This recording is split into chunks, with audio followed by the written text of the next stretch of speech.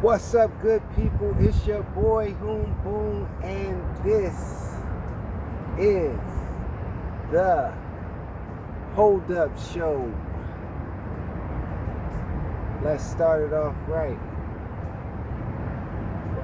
Thank you, God, for waking me up to see another blessed day that you have made. Thank you, God, for my courageous guardian angels, my beautiful angelic ancestors, my loving and gracious grandparents, and you, the Most High God.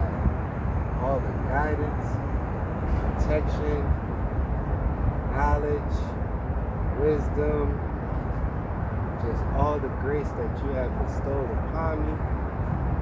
Thank you, God, for saving my life. Thank you, God, for revealing my enemies, known and unknown, and removing them from my life. Just thank you for everything. I hope everyone is having a blessed day. I'm out here enjoying the Cali lifestyle. Finally got a hold of some Cali bud. And it was different, you know. I must admit it was a little different. It was a little stronger. At least it hit different anyway, you know. Here, let y'all get a view of the sights. You know, overlooking the mountains and the pier. Just enjoying the serenity and the peace that the divine has been providing me.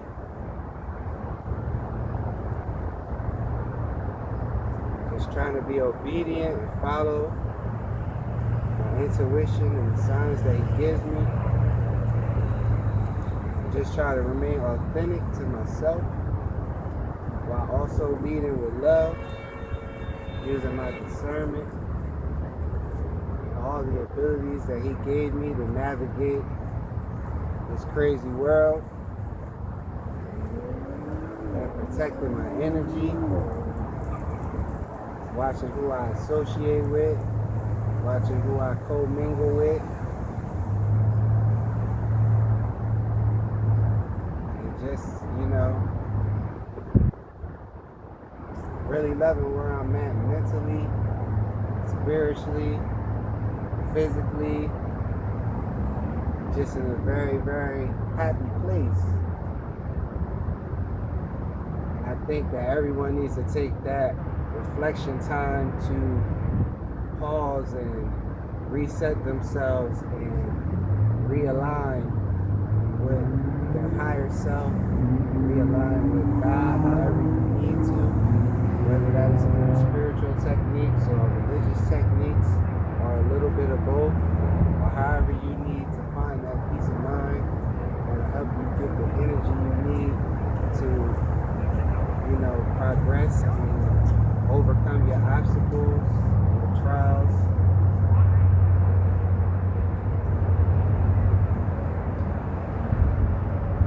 You know, yesterday, I kind of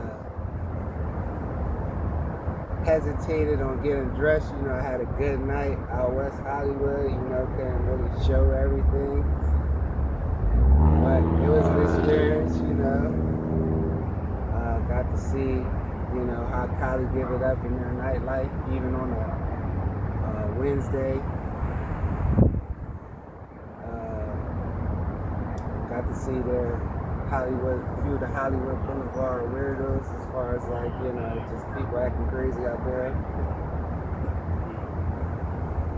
But then the next day, you know, woke up kind of groggy, didn't feel like immediately getting dressed. Someone was just telling me like, you know, go give thanks on the beach, go meditate, and, just take your time. Don't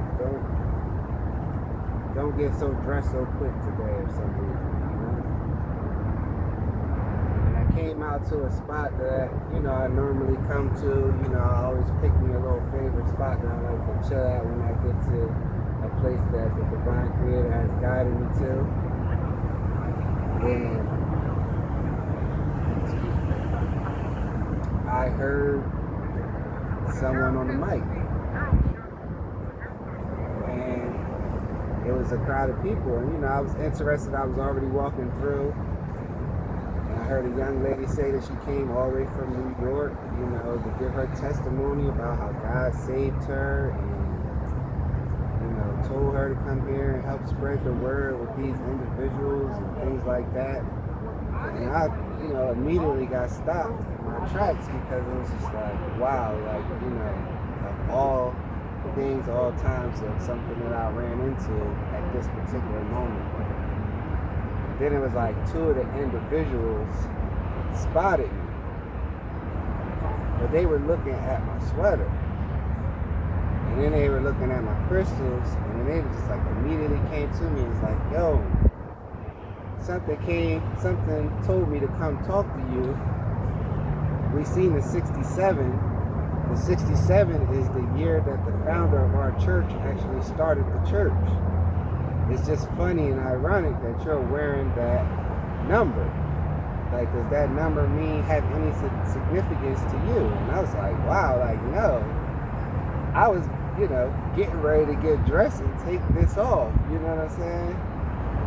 He was like, yeah, like our founder started our church. He got his calling and his purpose from God to start his mission to bring people to Christ, you know, however he could. And, you know, he started to tell me about his struggles and how God called him, and, you know, he helped him overcome addiction, helped him overcome an abusive family environment.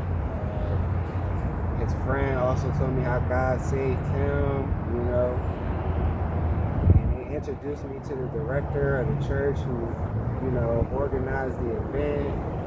A bunch of other of their congregation came over to me, introduced themselves, was happy that I was interested in what they had to say.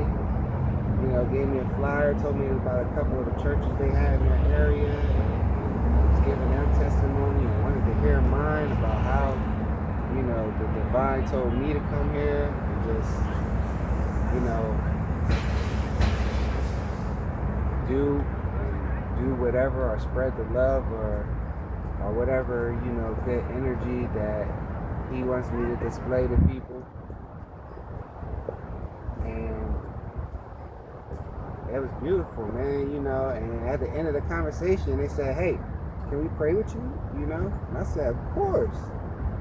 So, you know, I bowed my head, I folded my hands, and the next thing I know, I felt maybe 10, 12 hands over me, you know, over my eyes, and it was like 7 or 8 of them just all put both of their hands on me, and they all was praying for me. And it was something that I never experienced before, you know. Like, he told me that he would be sending, you know, members of my soul tribe to me, you know, people that'll just see his light on me, and I will be able to see his light on them.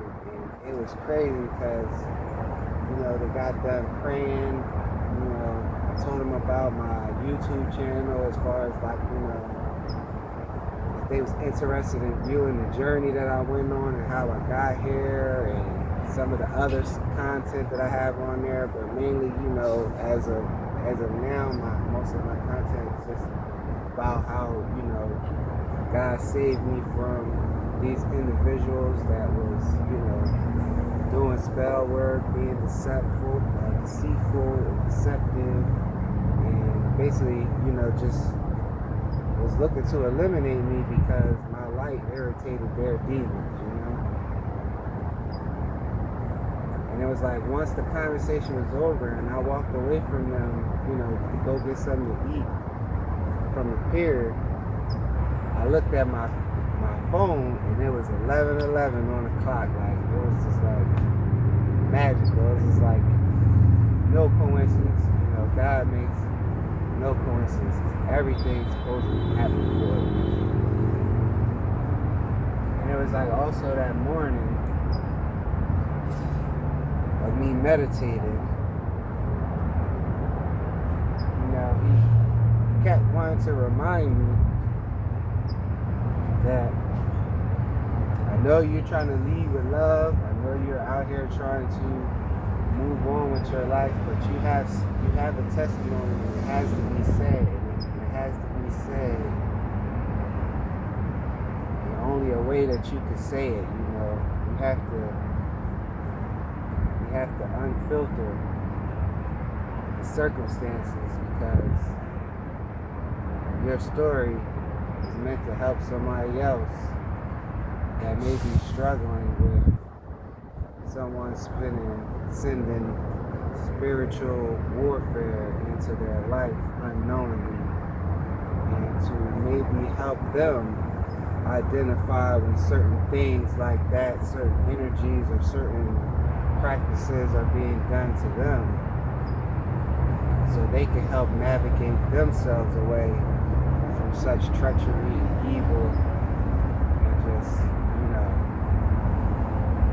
just stuff that's just not in their best interest. You know, people who have nothing good to offer them, you know, and maybe energetically diverting them from the path that the universe wants them to take to become their higher self and reach their full potential.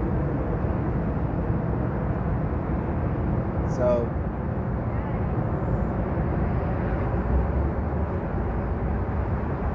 I think it's time to tell that story how he wants me to tell it.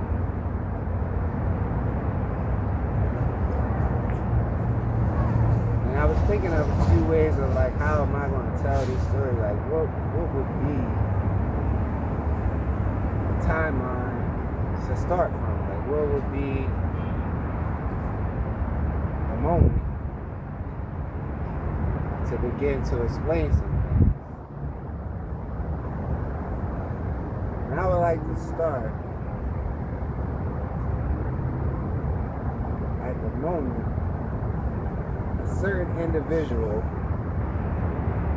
came from down south.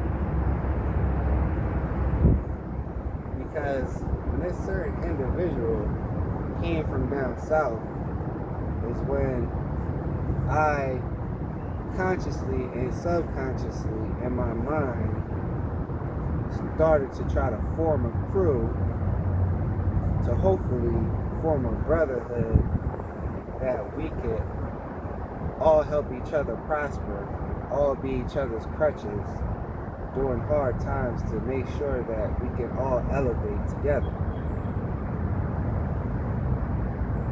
Now, at the time this individual came up from down south, I was in a group home because I was a knucklehead.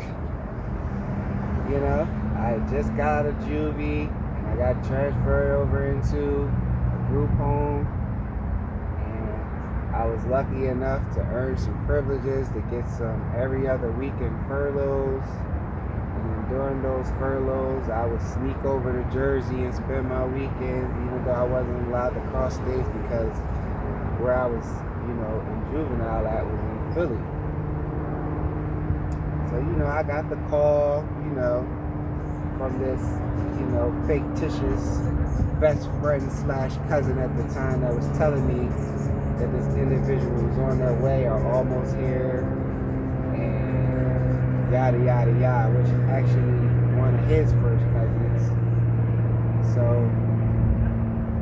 you know, I embraced him off of the love that I had for that individual. So it was already like, you know, I'm going to hold him down until his behavior or personality shows me otherwise why I shouldn't. So when an individual arrived, you know, I could already see that this, you know, he was straight, he had straight southern style, but you know, he tried to position himself like he was, you know, immersed in like East Coast or I want to say up northeast culture, you know, New York, Jersey, Philly type of culture, slang and things like that. But you know, he dressed like somebody, you know, that was from down south as far as like his swag at the time. You know? And then it was like also, you know, I found out that the individual was like 5 to 8 years older than us, you know? So that also was a little like, yeah, how much could we have in common? He's that much older, but once I seen him, it was like, oh, okay, you know, he's still kind of young at heart, so to say, right? And so, you know, I'm filling them out in the time that I had with being around these individuals, and I seen how my so-called best friend / cousin would start to act around him. It was almost like he was trying to mirror him, trying to, you know, copy his style, because at the time, I guess when he was going down south to visit him, you know, when they would have their little family functions, this was somebody that he looked up to, you know, because of how much older I guess he was and things that I guess he exposed him to down there. So he gets up here, you know, and I see him trying to mirror him, but then I also see this individual trying to mirror us, you know what I mean? So we running around, you know, on the weekends, we going to the mall, we going to Zillarama, we going here, there, you know what I mean? This is at a time where, you know, any little cute shorty that was walking home, we was ordering, yo, mom, yo, come here, yo, let me get you something, yo, you got a minute? You know, all that. And I would see, you know, I would see him be wanting to engage with the same type of girls that we was engaging with. And even lying about his age, you know what I'm saying? So it's like, you know, we like 16, 17 at the time. So, you know, we talking to anything between like 15, 14 to like 19, you know, whatever we could bag, you know. Because, I mean, mainly me, I was trying to like, you know, test the waters with older women, and it seemed like he was trying to test the waters with as young as he could go. And, you know, it was like I peeped that earlier on in the game, and it was like, okay, you know. But you know how they say rumors about, you know, down south that, you know, that's acceptable or it's not frowned upon as much as it is where I was raised, you know, to a degree, because, you know. So, you know, I took that into account and I seen that. I was like, that's interesting, you know. Ain't you lying to, you know, you lying to get in to mess with younger, you know. And I was just like, why is this individual not pulling girls his age? Or is he just messing with them just to hang with us, you know, because we was the crew at the time until he found his cipher of people that was in our circle that was closer to his age that could relate more to what he was into. And even when he found those individuals, I see him still dibble and, you know, still want to, you know, dibble dabble in our world and, you know, pick and choose as it came to him. All the while, you know, this fake best friend / cousin is still trying to emulate him, still trying to mirror him and all this, right? So, you know, so I'm seeing, so he starts like asking us like, you know, y'all ain't into getting money, you know, y'all ain't out here trying to do nothing. And we was looking like, what? You know what I'm saying? You know, hustle. You know, make some money, sell some work. You know, in my mind, I was, you know, it just wasn't selling drugs or hustling just wasn't something that was on my radar at the time because honestly I felt like, you know, that was bad for the community. Like why do, you know, a lot of our friends, moms and aunts and stuff was on crack and we would see them around and the stuff they would do to buy crack or to try to hide their you know, their addiction, you know, try to like, oh, it's not for me, it's for, you know, a friend and they're really sick and I'm just doing this for them so they don't, you know, all that type of fuck shit. You know what I'm saying? So he put that bug in our cipher and said, all right, we need to try to get money. And, you know, I knew weed smokers. I normally try to stick to something that I know, and plus, you know, I never liked fiends. You know, like I didn't want to interact with no fiends and all that. Like, you know, stand on no block and be chased or watch out for stick. Like, all that shit was just not for me. You know, but if I can make the money quick enough to position some things for some other dreams, because you know. I was already, you know, making moves as far as like practicing my craft, becoming a writer, you know, working on my poetic skills, you know, learning with metaphors, similes, stanzas,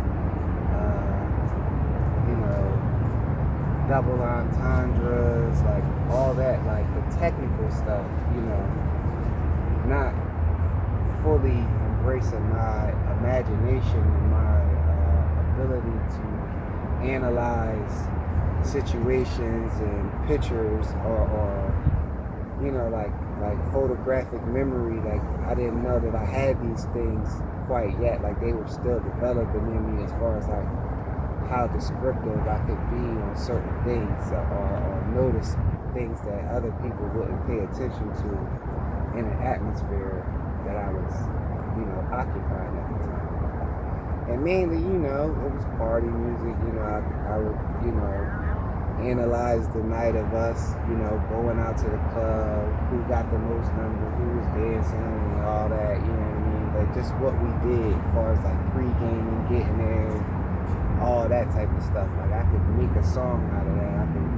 I was, you know, finding myself, you know, getting better and better at painting those pictures, you know, poetically, you know, even though that was like something that wasn't necessarily like a hot topic at the time, you know, it was more like, you know, the hustle and struggle music, you know, packs you move, you know, living in projects, picking roaches out your cereal, you know what I mean? Like, you know, that type of struggle rap, you know what I mean? And I just never could really take to that because I just felt as though like that just, you know, I didn't know at the time that I was an empath, so like listening to that stuff would just make me, you know, visually be in those circumstances, and then it would just put me in a state of depression, you know what I'm saying? Like,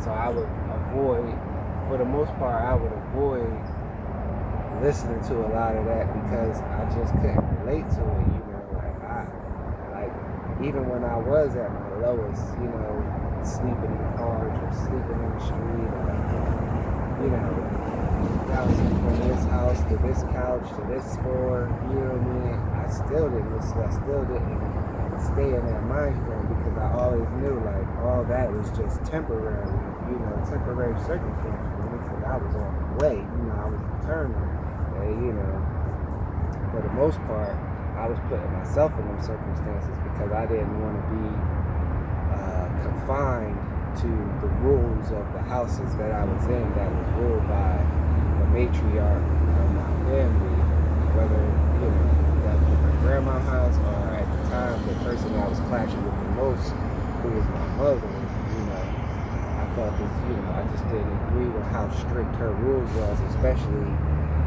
being as though I didn't feel as though I was that bad of a kid. I felt as though I started to rebel because you were trying to restrict me from having any happiness at any time, And it was like, and you know how teenagers can get, they start feeling themselves a little bit. Maybe I started to get some hair on my nuts and mustache, and just felt like, I'm not sitting on no stoop.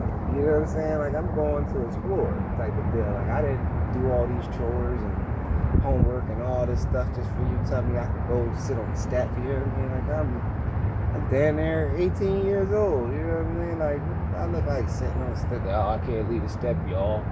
Like, what?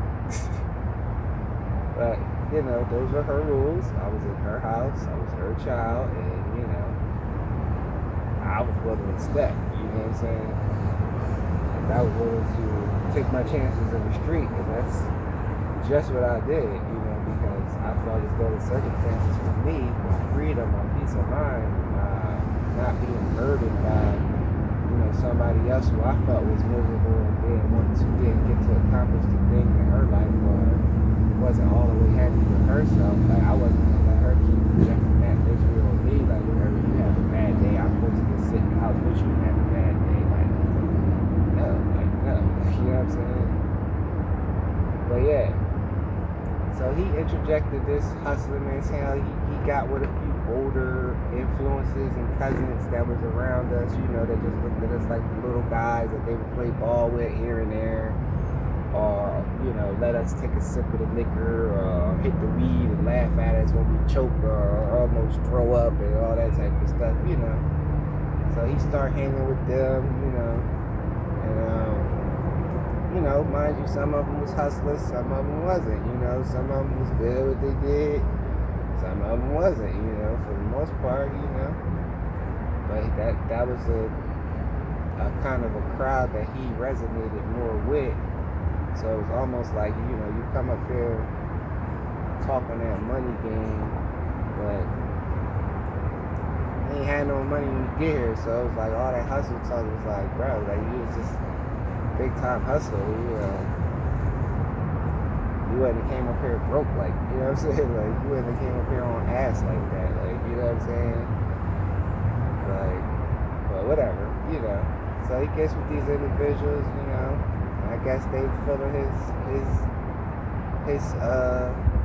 how he was positioning himself, you know what I mean? And it was giving him work, and it was giving him opportunities, and I guess he was, moving and shaking however, but he was still come hang around us and try, this is what y'all need to do, so now we start hanging in certain sections of the neighborhood that we never hung in because they knew that we wasn't on that type of time. We was to get fly, go to the mall, go to the club, go to the skating ring, go to the milk bar type crew. And, he interjects. Now we hanging on the set. We going to the spade houses. We going, We doing dumb shit. We fighting other block boys. They robbing each other. We getting entangled in shit that really didn't have nothing to do with us. It was just really problems he was creating because of the life that he was trying to live. And I seen this fake cousin, best friend, like sucking all that up, like loving or wanting to be a part of that atmosphere. You know what I'm saying? It was like why? That ain't you. Like you're I started early on to see that he was some type of follower. Like he wasn't a leader. You know what I mean? And it was like the whole time. Stupid, bro. So it was like the whole time I'm starting to notice, that and he could be pressured into doing things, and I couldn't. If I ain't want to do it, I ain't want to do it. And it was like, behind my back, they would try to call me soft, call me sweet, call me gay, call me all these things because I was a leader. Like I didn't want to do the stupid shit that they was doing. But it was just funny to me that it's like if I was all these things, like why wasn't none of this shit said in my face? You know what I'm saying? Because I would have nipped it in the bud, and I would have ran your resume down and embarrassed you. You know what I'm saying? For whatever you trying to project on me, like the things that you were trying to get me to do was some type of success towards my life. You know what I'm saying? Like that was going to put me in a better position. Like I have to prove something to you, that I'm whatever you deem as something. It's like, no, I'm me, and I'm going to be me. You know what I mean? Like I didn't care to be myself. I didn't care to be a person that would, go buy a derby and rock it in the hood, at 16 years old, go, just get fly, just be on other shit, grown, sophisticated shit, that was probably, more grown than I was at the time, like why is he on this? No, I ain't into fighting pits. No, I ain't into riding dirt bikes round and around in a circle for no reason. Like, you know what I'm saying? Oh, let me kick some dirt on the cop and have him chase me as dumb shit. You know what I'm saying? Like, that shit was stupid, And for the most part, like, I would just watch them, not participate, not want to, whatever, right? So, then it was like, now I'm coming around. The only place to find these people that I kick it with when I ain't in Philly is on these sets or in these environments that really we didn't belong in. But since he was following his influence, now he want to immerse himself in this. And it's like, I'm looking, and it's like, y'all are exchanging money, but you ain't really getting money. You feel what I'm saying? You ain't getting nothing to sustain a lifestyle. And it was like the whole time this individual was up here talking all this money shit, it's like, man, something ain't right, Something ain't right. Because it's like, all your positioning is only getting you in some broad house until she get mad at you for messing with another broad, and then you back in your aunt's house. You know what I'm saying? You back on the couch, or you back in his room on the floor. You know what I'm saying? It was like, you already in your 20s, mid-20s, like what, and you lying to 16, 17, 18-year-olds to fuck them. Like, this ain't no grown man shit. This ain't no type of shit that I want to be involved. Like that. That's not an influence that I need on me. I can take the lessons, good and bad from a person, but it was mostly bad. Then he started to get locked up, and me being the loyal, loving person I am, I was the only motherfucker that was going with whoever he had doing the bid with him at the time to go to the jails, get on the list, go visit him, help give them money to put on their books. I'm a teenager, like, you know what I'm saying? But the same person they was clowning for having a job and getting fresh and working at, Macy's and Strawbridges and things like that was the same person that they was asking for to put money on their books or to hold them down or come show love. And it was like, hold up, this person that was running around here trying to emulate you ain't even coming to see you. This is your family. You know what I mean? So I started to understand that dynamic wasn't tangled right, And then it would also see these individuals get into these fights amongst each other where I'm stuck in the middle, like trying to tell them to chill but not really get involved because, they trying to not really make it known what they fighting about, but they fighting. but they want to be all around me with the bullshit. Like, I want to sit in this drama or negativity. Like, I just came out here to kick it. Now I got to look at y'all fight or, stop y'all from going too far with it and all that. Like, man, this is corny, right? So then I can immediately start to tell that this person was a young-minded individual. Like, even though he was in his mid-20s, sliding towards 30. And he had the mentality of a kid. He wanted to do kid shit. He wanted to stay in his second childhood, so to say. Where there was no growth, Only growth that he had was that he was, dropping babies. Building his state file, you know what I'm saying? His state number file for New Jersey, you know what I'm saying? So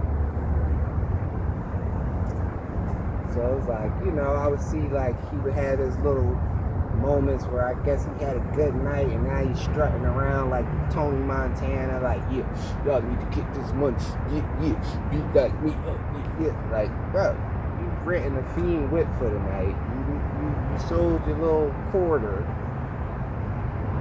you got this little hood rat that's damn near 10 years younger than you riding around in the passenger seat of the Giddy with, but I guess you winning. That's winning to you, right? You on top. You on top. It was like, okay, the risk of your freedom and running from cops and all this, that, and the third is the pinnacle is to rent a Fiend's whip and have a young girl in the passenger seat and get 4 wings and fried rice and a bottle of E&J. Yeah, it's like what? Like, okay, you know what I'm saying? So then, this same individual comes across my girl first cousin and was told that was my first cousin. She's my first cousin. She's a girl. She's like the only girl cousin, you know what I mean, of like my mom's kids type of deal, right? And this predator still went after her, right?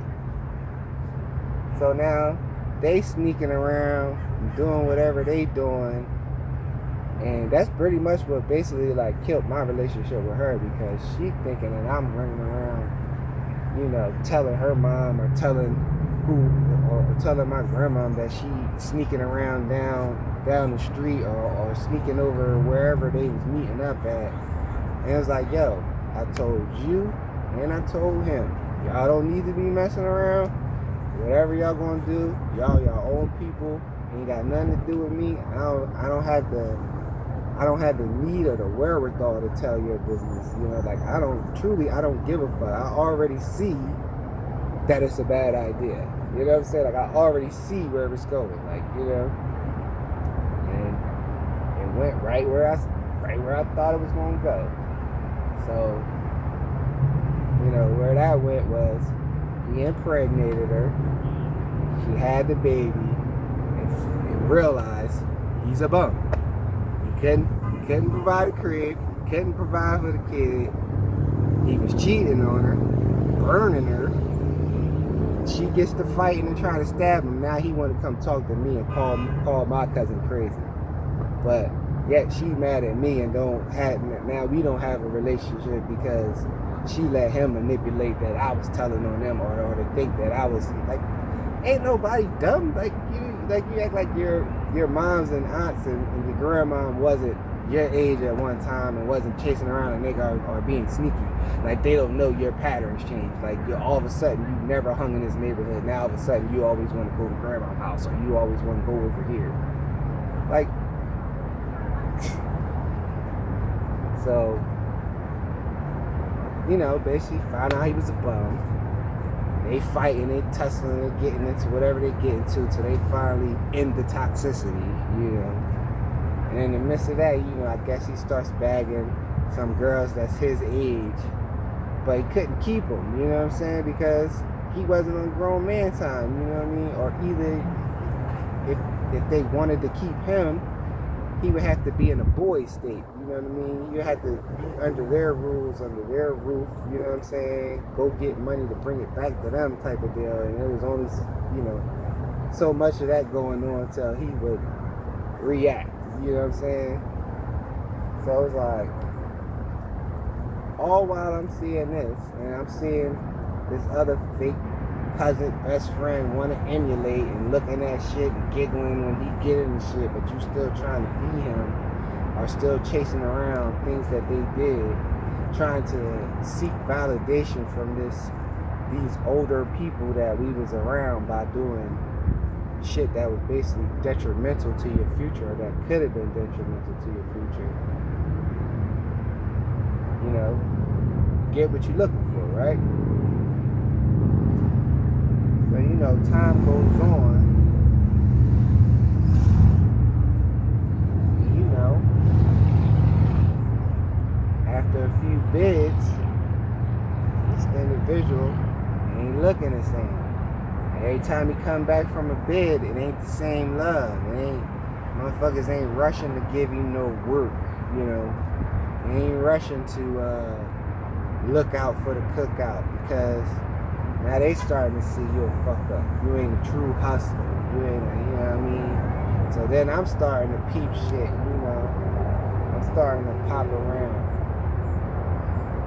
Now I'm in the street, like fully in the street. Just because of circumstances I chose, because I didn't want to follow the rules of the authorities and the households that I came from. So I'm thinking, I'm stuck out here. Let me try this route. Let me take a deeper look at what they do. And seeing these motherfuckers flipping an onion. You know what I'm saying? Like, motherfuckers ain't making past an onion. They can just flipping onions. You know what I'm saying? And it's like, y'all split onions between each other. Like, come on, man. And it was like, on top of that, keep walking in the crib like, yo, this motherfucker, every time I see him, bagging up with no gloves. Always,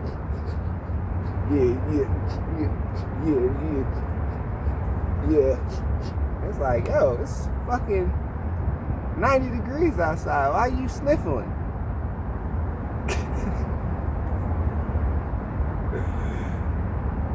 Motherfucker got out of jail looking like He-Man. They had 2-3 months looking like Pookie and shit. You know what I'm saying? Like, what they used to call it back then? They said that, he got the air let out of him or something. Like, yeah, like he acclimated back to the streets. You know what I'm saying? You know, motherfuckers come out, they be strutting around with the jail muscles and try to walk slow. And next thing you know, they walking fast, all thin in the ass. You know what I mean? And I seen it, like, slowly but surely, like, every time that it happened, it's getting worse and worse. Now he coming to me, looking to borrow money from me to buy work because nobody wants to front you work. It's like, what? Not the soft guy, not the guy that's sweet, that don't want to play in the streets with y'all idiots. Now you coming to me, asking me for money? You know, now you need a couple hours from me. You know what I'm saying? Motherfuckers would come home, I would just give them money, like here a couple hours. Go, you know what I mean? Welcome back. You know what I mean? Hopefully, you know, you have a longer run. You know what I'm saying? And then it just got to the point where it was like, so I stopped getting, you know, I ain't go to no more visits. I wasn't never writing. But all that second phone calls and all that checking in with your girl, yo, hi, yeah. Fuck all that. You know what I'm saying? Because you ain't learning. The lessons ain't being taught. You ain't evolving to do something better, because obviously the definition of insanity is to continue to do the same thing over and over, expecting different results. And the results was actually getting worse, so you know what I mean? Now it's like you ain't getting even a little bit of money that you was getting before. You can't get shit on consignment. You're looking stiff. You're looking light in the ass. And now you out in North Camden, and motherfuckers, the word is coming through that you on the booger sugar. And you looking every bit like it. You know what I mean? But yet you keep coming to me trying to get people that I'm around to look out for you in a world and in a game that you in. You know what I'm saying?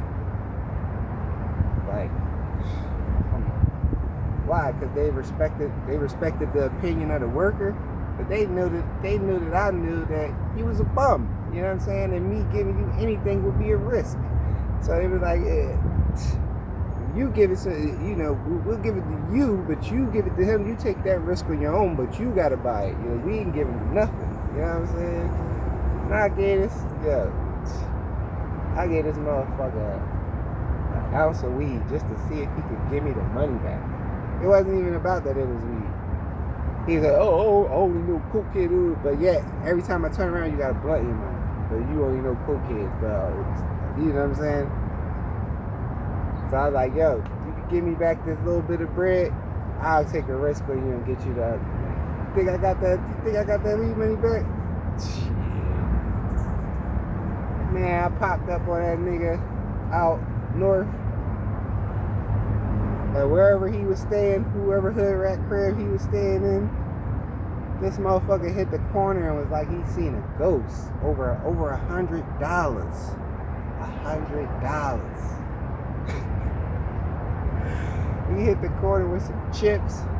Say, yo, you got that bread for me? I see you eating. You know what I'm saying? This motherfucker had $22 in his pocket, and it was his last. And he was so hurt to have to give me that. Like, I making moves. Well, where's the weed? Where's the weed? If you ain't got the money, you should have the weed. We smoked that, man. Well, where's my money? Because it costs to get blunts. So where was you getting that bread? You feel? So I already seen, like, yeah, this motherfucker washed up. You know what I'm saying? Like he's out of it. You know what I mean? All that Tony Montana talk is out the window. You feel me? And I'm the one still grinding hard the long way, and I'm still straight. You know what I mean? Going through trials and tribulations with my first baby mom, I'm still straighter than you. Like, how? So, all of a sudden, this individual just disappears back down south. All of a sudden, he's just back down south. Couldn't hack it up here. Couldn't hack it up here. Couldn't hack it up here. Couldn't hack it up here. But mind you, in the midst of that, motherfuckers was keeping secrets. A hood rat that I was fucking, he fucking behind my back and not saying nothing. And it's like, what is you holding a secret for? At the time, the connection wasn't that tight. So why would you not say, yo, yeah, you know I hit that, if we supposed to be crew, if you a real nigga, you keeping it hood, you keeping it all the way official, why wouldn't you be like, yo, I hit so-and-so, oh yeah, and I would have never touched her because I know you wasn't fucking nothing but dirt balls. Like, motherfucker would frown his face up and say, call old girl a big girl, but I gave him worse in Myrtle Beach. I found him in Myrtle Beach with an 8-month pregnant girl that wasn't even his baby on a beach full of women. He in the hotel room with a pregnant girl.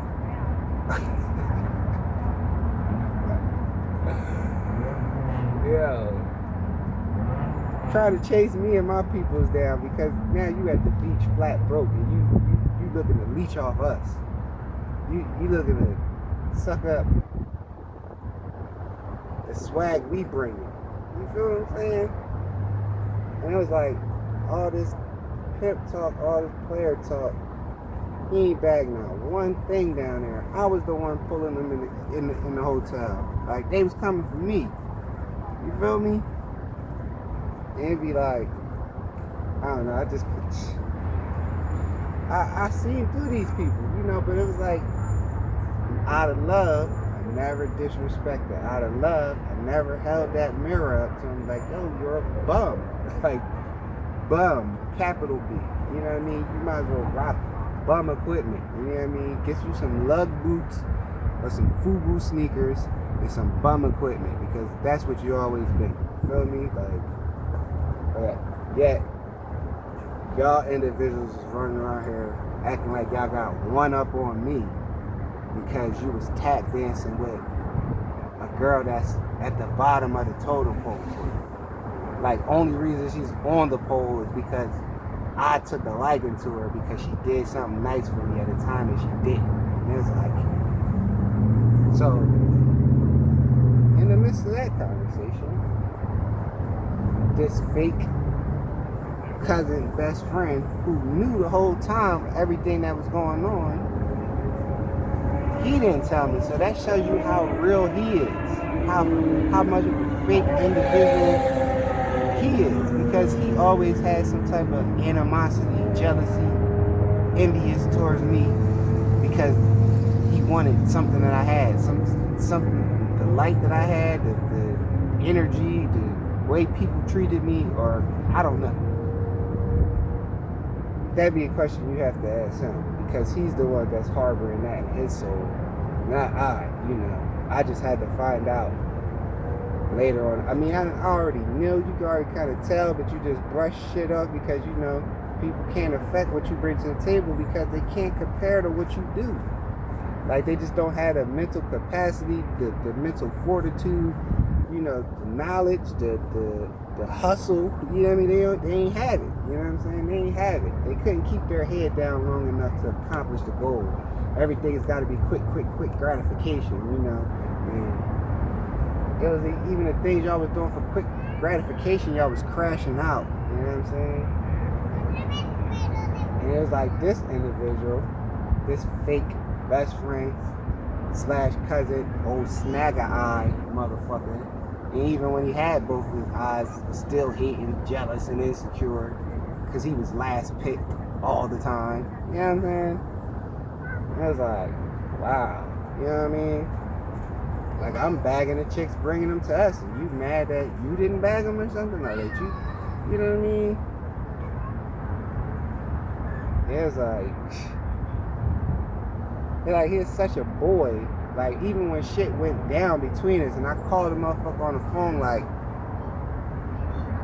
you bitch ass nigga, you this, you that, the third. Like, so what's your justification for doing what you did? Oh, you ran up my mom's phone bill. What? We 40-something years old. You talking about you running around my back trying to deceive me because you trying to say I ran up your mom's phone bill when we was like 16 years old? When we both met the bitches together and you talking to them when I ain't there? Huh? Like, we wasn't going to the gallery together, bagging Philly chicks, calling 215 numbers, but all of a sudden I'm the one who ran up your mama's phone bill. But this is your justification for being a backstabbing, deceiving ass fuck nigga. Mad as you got one eye. God already took your right sight because you can't do nothing right. Like, you know what I'm saying? It's like people don't get the hint. You know what I mean? Do something different. Elevate yourself. You know what I mean? But, hey, what can you tell them, right?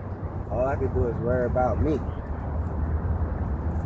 So, in the midst of this individual, you know, his mom and his sister, they want, you know, he was running around with this other idiot that became jealous of me because he thought he was the man.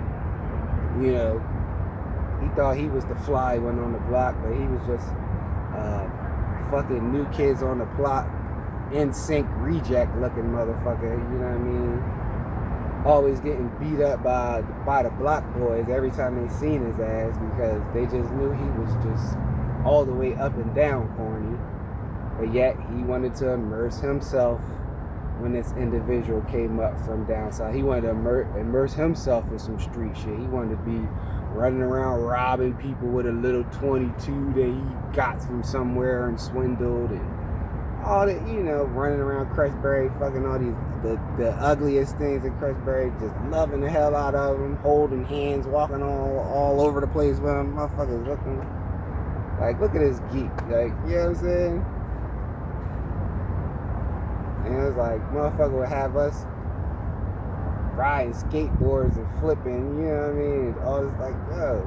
Another person who had us like at least about 5 years, but in so many words, stuck at our age, you know, stuck with a child's mentality. This certain individual shoots you in your eye, but you this tough guy, but you ain't even so much as even fight the boy. Like you get back around him keying, accepting his apology, like, but yet you out here ready to do the most to me because of jealousy and envy. I can see if I shot you. He didn't actually shot you, but you running around keying with him. And then he had another counterpart that he was running with that had him doing all types of fuck shit when I was over in Philly doing whatever. And good luck with that too. Like he looking to me to get him out of shit that this person would be forcing him to do just to be down. You know what I mean? But since I would be the one like, man, that's just stupid. I ain't doing that. I'm going over here. He'd be like, yeah, I'm going with whom? Because, you know, I don't want to be by yourself. Like copping pleas, like bitching out and shit. And he's like, oh, every time whom come from Philly, you start acting funny. Or you don't want to do this, that, and the third. Yeah, because I ain't on that shit. And really in his heart, he ain't on it. But since that's what his environment is, he ain't strong enough to be a leader to say no. You know what I'm saying? So I watched this person get shot. Well, I ain't watch it because I was in Philly, you know, still in the group home, still fighting my own court battles and stuff, you know, that pretty much just basically stemmed from me having a poor relationship with my mother.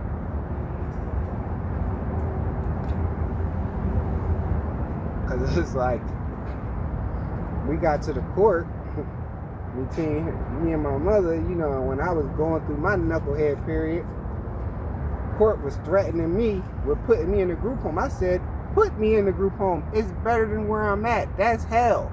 Why you think I'm rebelling? Why you think I got to be out here doing whatever because I can't be in there? Because that's hell. You know what I'm saying? I chose the group home. I chose the threat over going back home to that madness. You know what I'm saying? Like, I'm 16, 17, going on 17. I could ride this out till 18. You know what I mean? Because they like, your chargeable offenses could put me in there. It's better than where I'm at. At least I have 3 hots in the cot and I can roam around how I feel like it, even more than I could at that house.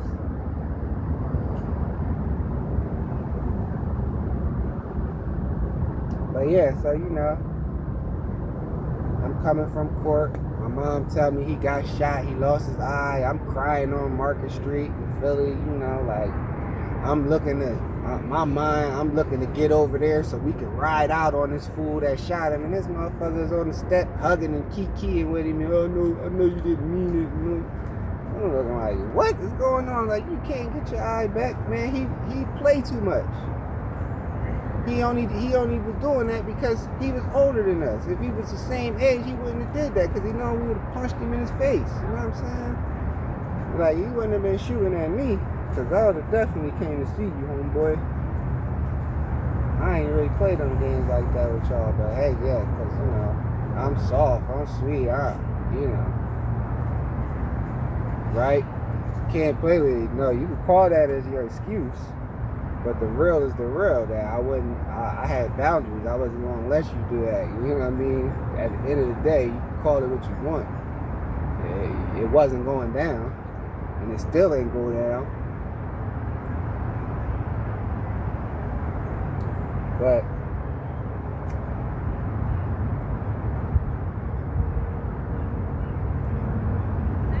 so, you know, his mom and his sister suggested to him that he go live in the suburbs.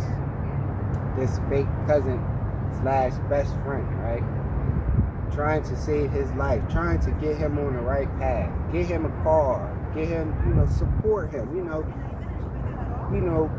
actually try to put him on the right path, put him in a different environment that he can mingle in different ways. So this idiot, goes out there trying to portray himself as some hard Camden guy out here in the burbs. Oh, where's the other tough black kids in the school? Yeah, I'm gonna hang with them, take them to Camden, show them how we do it. Instead of like straightening up and just really getting on your path, you know what I'm saying? He had a halfway decent girl, but let him tell it, the filth he had to say about her mentality. So it was like, okay, and then they fighting each other and getting kicked out on the highway, and I was like, just toxicity. But he liked it. Like, he screw loose, kid mentality, couldn't grow up, couldn't see like, okay, if an individual is bad for me, I need to get away from him. No, he invite more of the toxicity hood rats, that he was beating up, slamming. After they would catch him in lies and catch him doing shit, now you want to beat her up because she caught you doing shit. You're a kid. You know what I mean? You back them in the corner, they start acting like kids. You catch them doing, not keeping it real like they try to portray themselves to be. You see that they're still in their kid mentality. You know what I'm saying? So I was like, man, I could already see how fake he was, because he would fuck around with energies and talk shit with these other energies about me and key with them and agree with them when I wasn't around. But then when I show up, you want to hang with me, and you don't want to do what they do, because what they do is going to lead you down the wrong path. As soon as I'm gone again, you right back with them. Fake shit. You know what I'm saying? Seen you, clocked you long ago. Knew that about you. But out of the love, out of the loyalty, still kept him in my energy, and I shouldn't.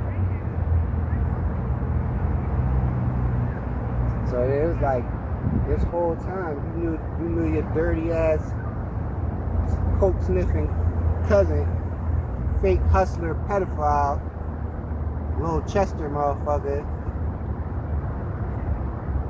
was fucking his girl, but never said nothing to me. You supposed to be my best friend? Okay.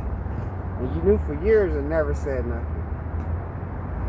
Even though the girl at the time, and for a long time, wasn't even one of my girls. It was just something that, for the streets. Ran into her, I could do what I want and go about my business. You know what I'm saying? So it was like, why is this a secret? And it's like, I just sit back and think, like, as much as I could have did y'all dirty with some of them hood rats that y'all was running around with, that was doing the same deceitful, trying to get my attention behind y'all back shit, and I never did it because I had no interest in those dirty hoes. You couldn't afford me that same respect because y'all operate under the same vibration. You know what I mean? You was already mad that they was on me, and you felt as though that you gonna fuck them away from me. You know what I mean? I'm better than that nigga. You really my bitch. It was like, man, you putting all your effort into trying to take that away from me?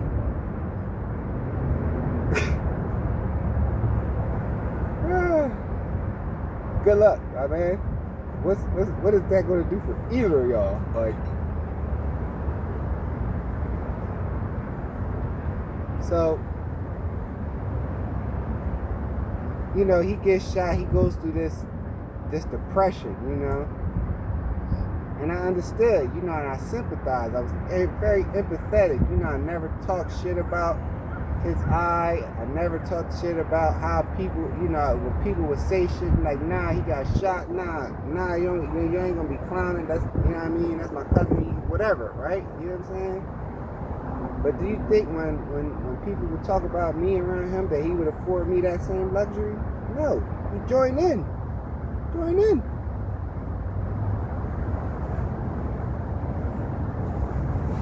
then when I come around, they acting like they rock solid. Oh, who fly? Oh, who? Yeah, I know I am. And you can't do what I do. That's why I'm me. And you'll always be you. Nobody. You know what I'm saying? So it's like, after he got shot, every couple of months, he would go through this fuck my life moment. He would smoke some wet with his dirty ass cousin and his crew, or he would fucking pop some Xannies with his boy, his Puerto Rican boy that was waiting for him to pass out, to run in his pockets and steal money and steal shit from him because he couldn't handle the fucking pills he was taking. But anyway, he had these fuck my life moments, and he would want to go out and want to fight everybody that you was just kicking it with before you got high, before you got fucked up. Now you want to be calling them all types of pussies, and like now you tough again. You know what I'm saying? And mind you, I get off work early Friday night. I remember it like it was yesterday, June 2005. I begged my boss to let me leave early that day because I was trying to get right. I had been in my townhouse for about 4 months then. I'm living life. I'm holding down my 2 kids and this girl who was a hoe, you know what I'm saying? Hiding it, mask.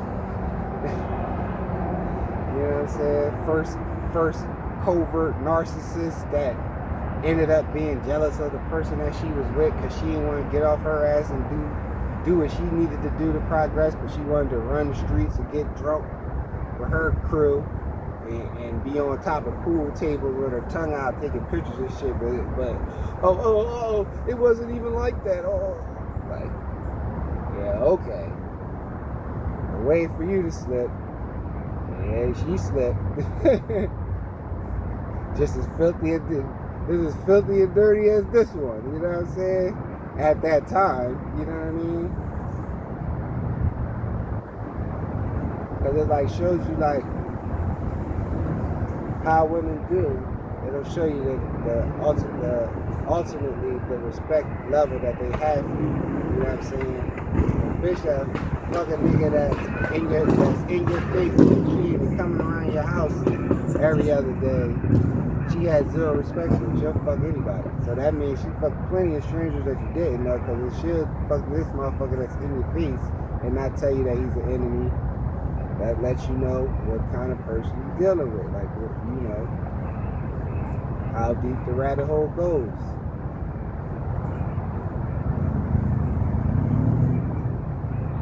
So this one particular night in June 2005, he wants to get wetted up and zannied up, him and his Puerto Rican, and they want to go around strong arm robbing people, pretending they got a gun on them, and acting tough and just acting crazy. So, you know, in the midst of me looking for my counterpart at the time, how you doing? Oh. Nah, you fine. Oh, sorry. You fine. Sorry. So, in the midst of him doing all this, you know, I gets off work. I'm looking for my baby mom at my kid's goddad house, which we just moved out of before I got the townhouse. Because that was the hangout spot in so many words. You know, I get there, he tell me, oh yeah, she just left, she with your cousin. They went over to Philly to get wet and all this other shit with a girlfriend, blah, blah, blah.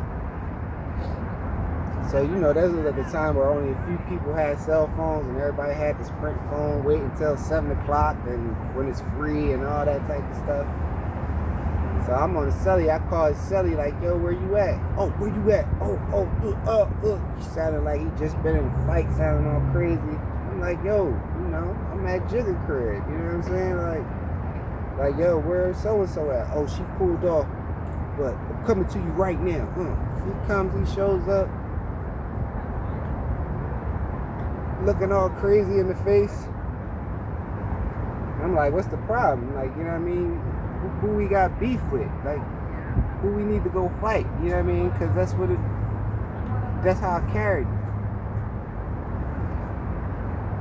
Here go the Puerto Rican boy. Oh, we just chumped so and so. We just did this. We just did that. This idiot goes in the street and start trying to swing on moving cars. Talking about, you ain't tougher than me and all, like, just yelling all this crazy shit. He ready to die and all this other, like, okay, I see y'all on one tonight. You know what I mean? So I done got my blunts. Good thing I done left my weed at the house, because weed wasn't legal then, so I would have been hit for something. Left my weed, left my check at the crib. Thank goodness, right? And I'm like, yo, I can see y'all on everything. Y'all want to hang with me? Let's walk to my crib, and this will help y'all walk some of this off. You know what I'm saying? And I can watch y'all. You know what I'm saying? Make sure y'all don't do nothing else stupid. All right, bet. Yeah, let's do that. All right. So I dragged him out the street, start pushing him towards the firehouse so we can take the long way to the ferry station. So hoping that we don't run into somebody, so they don't do something stupid, because I'm not going to stop them. I'm just going to get away from them. As soon as we hit the corner, making our way towards money, there comes somebody walking down the street like us. Damn if I said, yo, don't touch him. Damn if they didn't beat the brakes off the boy and run his pockets. Just like the little follower he is, Puerto Rican boy, jumps right in, no hesitation, because they've been doing it for the last hour or 2 hours before I even got off work. So they was just already on that type of time. So you know me, I hopped. It's a school right there, so Morgan Village. So I hops the gate.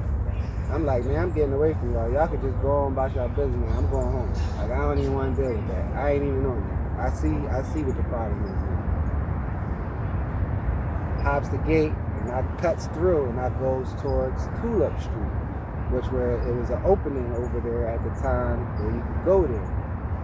And we get on Tulip Street, you know, and I guess like the people on that street, you know what I mean, see us, and they like, yo, they trying to warn us. That was like a warning from the universe that I wasn't picking up on at the time. They like, yo, get out the street.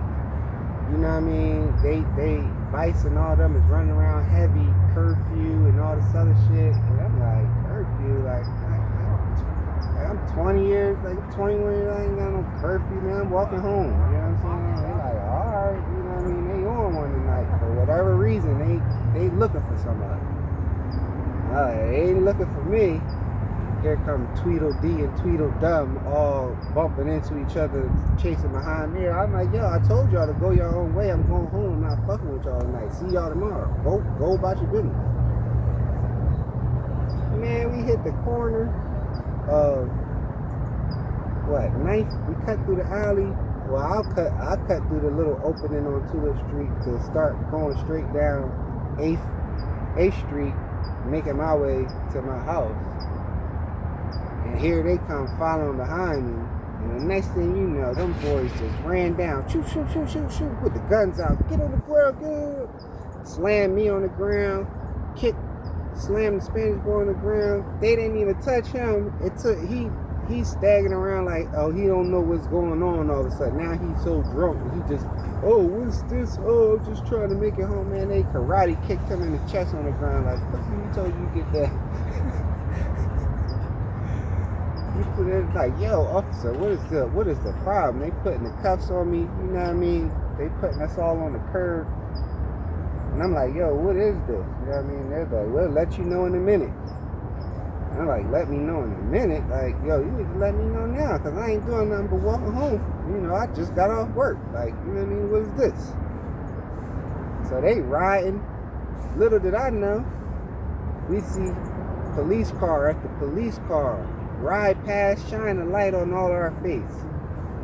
Man, these motherfuckers had like 4 or 5 victims that they called the police on them, and they done rolled up individually in the back of police cars identifying us right there on the street. And all of them, but the last motherfucker they didn't beat up, said I wasn't there. The last one said he was there, he didn't want to be involved, he hopped the gate and ran. He ain't touch me. Right? And I ain't find out all this until it was time to go to court. But at the time, that's what they was doing. So I'm like, somebody identified me as being a part of this. I got proof that I was at work. You know what I mean? The only thing that saved me was biometric, clock in, clock out, fingerprint, baby. Only thing that saved me. Because the first couple police calls that went out was around 9:30, 10 o'clock or whatever. I didn't leave work until 11:30. You know what I'm saying? So, being as though that this last individual said I was there, now they charging me with conspiracy. Like, you could charge anybody with conspiracy. If, you know what I mean? Like if they go on the news and say so-and-so robbed the bank, now you know so-and-so robbed the bank. Is you part of conspiracy because you know an individual robs bank? Or are you part of conspiracy because you live in a neighborhood and you know somebody sell drugs, and now just because you know they sell drugs, you can be charged with conspiracy? Oh, you're conspiracy of a drug trafficking operation. Like, that don't even make sense. You know what I'm saying? It's like, did I do an action? Did I perform any action to provoke what they did? No. So why am I being charged? Because I was there? Because I witnessed something? What, I was supposed to call the police on them? No. I'm going about my business, trying to get on with my life and get away from these individuals. So we up in the police station downtown, you know, I guess what they would call central booking at the time. And I'm in here like, yo, I need to get home. Like, I don't know who or what got to say anything, but somebody better get me the fuck out of here. And I'm looking dead at him because he's the culprit. He's the reason I'm in here. But yet he want me to stay silent and eat some charge to prove some loyalty that he don't even have for me in the first fucking place by some fake ass street code when I ain't do nothing. And I still didn't say his name. I still didn't come and be like, yo, motherfucker, you was the one out here robbing people. I'm telling them officers, like, y'all got the wrong man here. I got proof. Call my job is biometric, fingerprint, clock in, clock out. Put it together. But somebody better get me out of here. You know what I'm saying? Like, what are y'all doing? So they wasn't trying to, you know, at the time my uncle was a police officer. It was like the cop already just stumped on my face. I had a mark all on my face unjustly for no reason. Wasn't resisting, wasn't fighting, just stumped on my head just to be stumping on my head. So I started throwing out like, yo, y'all can call so-and-so, and he can call whoever he need to call at my job to get the verification that y'all need to get that I ain't involved in it. And whatever y'all trying to say I'm involved in, I'm not involved. I don't know who's involved, but I'm not involved. So somebody needs to get me up out of here. You know what I'm saying? That's what I said. All of a sudden, he want to get tough, like he want to fight. What you saying something? What you say? Looking stupid. And now you got something. Now you ain't too drunk. You ain't too fucked up. Now you got something to say.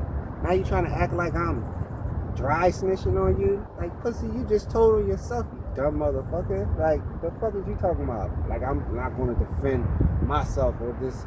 Like, if you so hard and it's such a punk ass charge, why didn't you admit to it and go down for it your fucking self? You and your flunky that you had running around doing the dumb shit with you with. No, you were willing to drag me down, the person who's doing well in life, doing what he needs to do to take care of the only one who was taking care of his kids in the crew. You want to drag me in your filth because you had a fuck my life night because you got one eye, but you ain't want to fuck the nigga up who took your eye. You ain't do nothing to him though.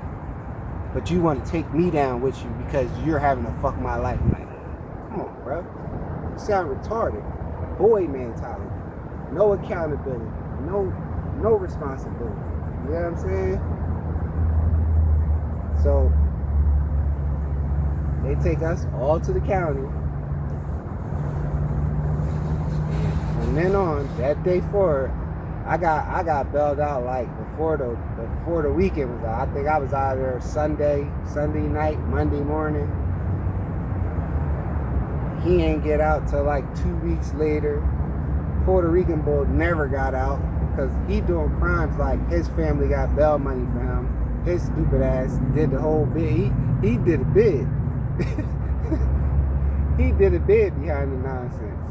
This other motherfucker happened to get a lawyer, runs and gets the same lawyer that I got, and not telling them that he got that I'm on the case. They come to find out when we get to the courtroom that we got the same lawyer. Like, man, I'm not taking your case. I'm taking his case because he's innocent. You know what I mean? I don't know what you is. I'm gonna give you to my colleague. You're gonna have to take a plea. You have to take probation or something because you did it. There's too much evidence against you that you did it. But me, I got mine dismissed. You know what I'm saying? Because between the evidence of the biometric clock in and clock out, and between the testimony of the other individuals that were the victims, they see it wasn't me. You know what I'm saying? It had nothing to do with it. Even though the prosecutor did not want to let me go without nothing. They said if I came back across that courtroom, they was going to smoke me for whatever reason. Like whatever. It was like, you going to smoke me? Like I'm some career criminal. Like I got a jacket out the wazoo or something. Like I ain't never been charged with anything. And it was like, I just seen how dirty the court system can be. You know what I'm saying? Like, seeing how it was all about numbers, money, and occupying prison beds and all that type of stuff. But that was neither here nor there. You know, shout out to my lawyer, you know what I mean, at the time, you know, Troy Archie, you know, RIP to Pep that got me the lawyer, you know what I'm saying, that referred him and possibly took my case on the strength of Pep, you know what I'm saying. But however it went, the divine worked it out for me because he was protecting me this whole time without even noticing that, you know, that he was protecting me. But long story short, this individual gets out of jail and he comes right to my crib trying to talk to me. It's like, bro, I don't want to talk to you. What we got to talk about? What we got to talk about? Now you acting like you want to fight me because you got me jammed up in motherfucking with a robbery charge that I ain't have nothing to do with. But since I don't want to talk to you no more, I don't want nothing to do with you. Now you want to fight me. You and the other secret enemies following me around the clubs to try to be in my face and to think that I'm supposed to be your friend again, and if I don't want to be your friend again, you want to fight. Like, man, if you don't get out my face, you sound miserable. Like, what's this? You know, and if it was all like that, and you think that you was going to do, you would have swung. You would swung then. No, you know why you ain't swing then? Because you know what was going to happen. It was going to go down. Like, people be acting like they tough or they some super bullies, but really they be scared boys. They be scared boys on the inside. Because that's why they ain't able to do no manly things. They ain't able to handle responsibilities in the correct manner. They handle everything in a boyish mentality. So, you know, the individuals that were, I guess, you know, part of our circle, it put them in an awkward situation that, you know, they had to pick and choose between us because they didn't know how to pick and choose between us. And they chose him. And I let them stay where they chose. Like, that's the interview. Yeah, y'all. Because at the end of the day, it was some underlying jealousy and some underlying, he think he bougie, he think he better than whatever.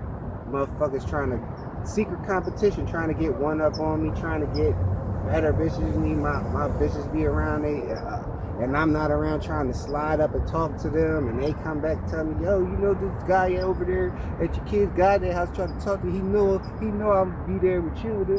Oh yeah, you know, like they wasn't my girls, like, you know what I'm saying? But I understood what it was, but it was like, bro, you know, what did you do? If you gave me your number, you talked to him or you fucked him, you know, I wouldn't mess with you no more, because if you mess with that type of caliber of person, what the heck do I want to do with you? You know what I mean? It's clear that we not on the same type of time if you could deal with people like them. You know what I'm saying? So it was like, oh yeah, word, thank you for putting them on my radar. Thank you. I already knew. No, they do it to each other. They do it to family. They do it to people who's each other's wifeys and all that. You know what I'm saying? Like I've seen it. Like I see what they'll do to each other. I know that they'll do it to me. You know what I'm saying? I put my faith in stock that if I let a female get that close to me, that you would have enough respect, or that I seen enough morals and values in you that you wouldn't go that route. But clearly, some of them I was wrong, some of them I was right. You know what I mean? For the majority of the part, I was right. The bad good girls wasn't even around, or didn't even want to cipher with these people, or didn't even entertain, but would come right and tell me what they would do. While the other ones be sneaky, circle around, do what hoes do. You know what I'm saying? Because now they're getting the thrill out of the fuck shit. You know what I'm saying? Because that's just how hood rats is. You know what I mean? So now this whole time, this guy was secretly going around telling people that I snitched on him, but not tell the whole story. Not tell people that he's a fuck up, he's a fucking idiot, and he was running around doing dumb shit because he was insecure about his life because he lost his eye, and he ain't do nothing to the person that made him lose his eye.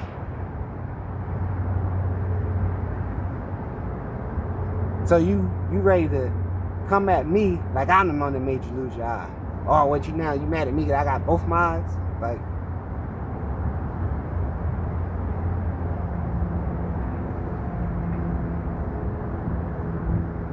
so, you know, he out the burbs. Mind you, I'm coming to visit, going out the burbs, trying to keep the bond right while I'm in Philly, or I'm running around trying to do what I need to do to try to rap and try to figure out all that, trying to get connections, get something going, you know what I mean?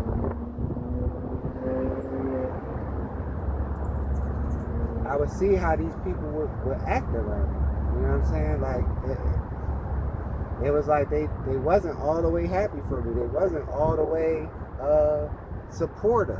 They wasn't selling CDs. They wasn't doing nothing. You know what I'm saying? Like they wasn't supporting me like I was supporting their stupid shit. You know what I'm saying? And it was like the shit that I had to support for them was stupid. Like they would get in the beach, I'd have to go, you know, be there to support. Like if something went down or something. Like, I'm not saying that I'm some tough guy or I'm some difference maker in a bunch, but it's strength in numbers. You know what I'm saying? And you know, they knew the type of character of the person that I was, that I wasn't just standing for any old thing. But at the same time, I'm trying to stand because they was crew. I'm trying to hash it out. And if it can't be hashed out, you know where I stand. I'm going to stand with crew even if they wrong. Because I try to resolve it the right way. You know what I'm saying? And if it just go left, you just know who I'm going to stand with. You know what I mean? But I don't want that. I want peace. Or I'd rather y'all all figure out a way to get money together, or figure out how to not be fuck niggas to each other to cause that kind of whatever.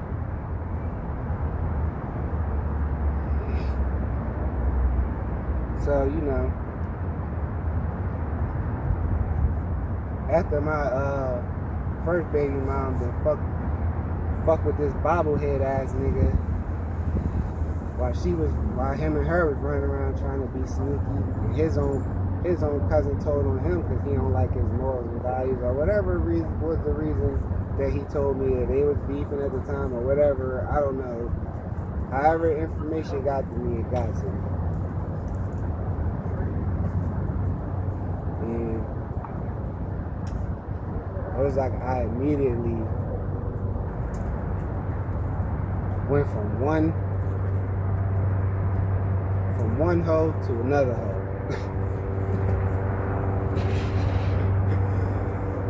You know what I'm saying?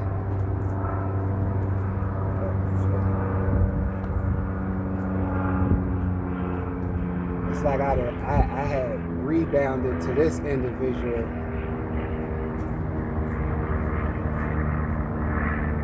thinking that hopefully she grew up a little bit and she ain't all the way the same 18-year-old hoe that already been running around my back not telling me about she fucking my cousin and however many other niggas that she been fucking since she arrived from Willingboro, because it was plenty. From truck drivers to dope boys to her girlfriend's brothers. Like I would pop up on this bitch. The bitch would be kicking niggas out the house because I didn't showed up unexpectedly, and then try to tell me, oh, that's not what you think. Oh, it's not what so you just wasn't in your room naked with this individual, and you just didn't go run in the room when you seen that I was here and forcibly push this person out the door. That's not just what would happen in front of me, you, and your cousins. That's just not what you just did. No, you got it all wrong. Oh.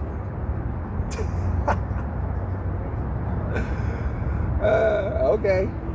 Oh, suck my dick so I can go on back to my baby mama house. Like, what are we talking about here? And you can call that nigga back over and y'all can continue doing the nothing that you was saying that you was doing. Like, what are we talking about? But at the time, you know, we like 22, you know, I'm thinking that this person matured a little bit. You know, they didn't had we was even a little older than that, like 25, 26. And I'm thinking like, this individual maybe have grown up. You know, you got a child now, you got an apartment, you got responsibility. I see you holding it down. You know, you seeming like you're different, you seeming like you want to build, you're willing to help me in this tough situation because you didn't have to, knowing that this is an individual that I chose over you at the time, where you was trying to make your case to be my girl.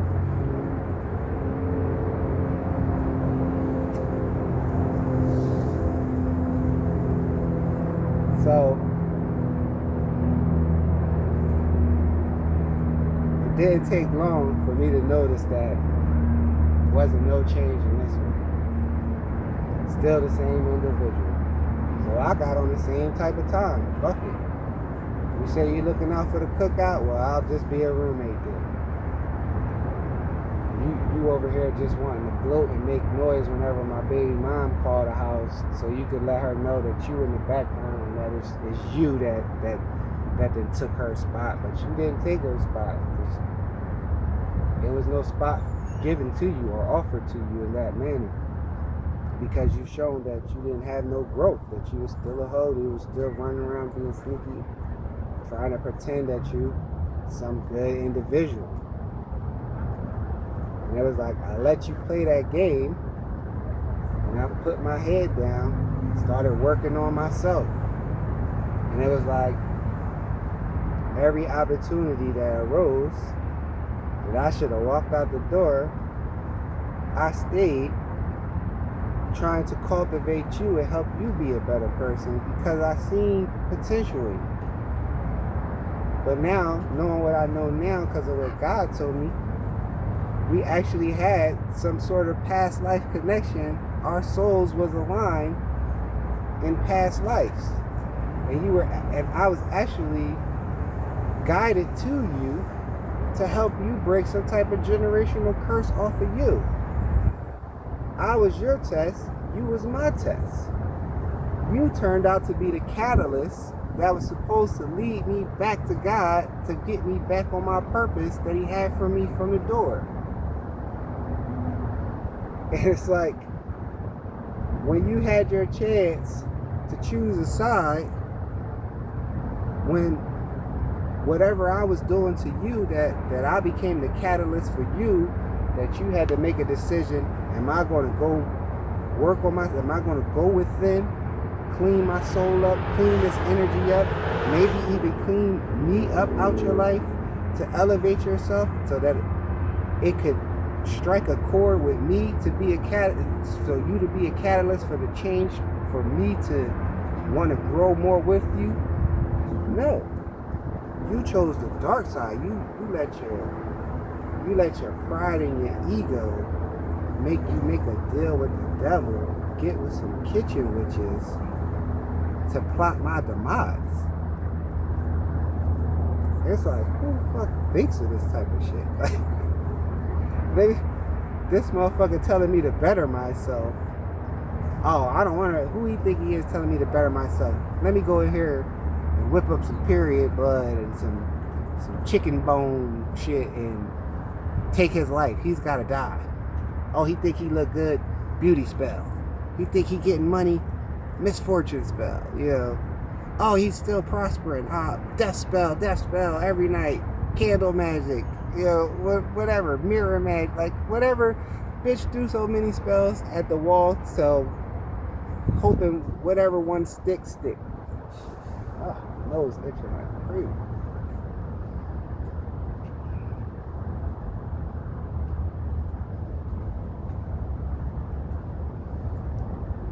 And it was like all the while, I'm just skipping around, la la la, not a care in the world. Whole time, all this nonsense going on, all these fake ass people that want to run around, talk behind my back. As soon as I show up, keep keying in my face and want to be all in my cipher and all in my energy. Mad that they can't do what I do.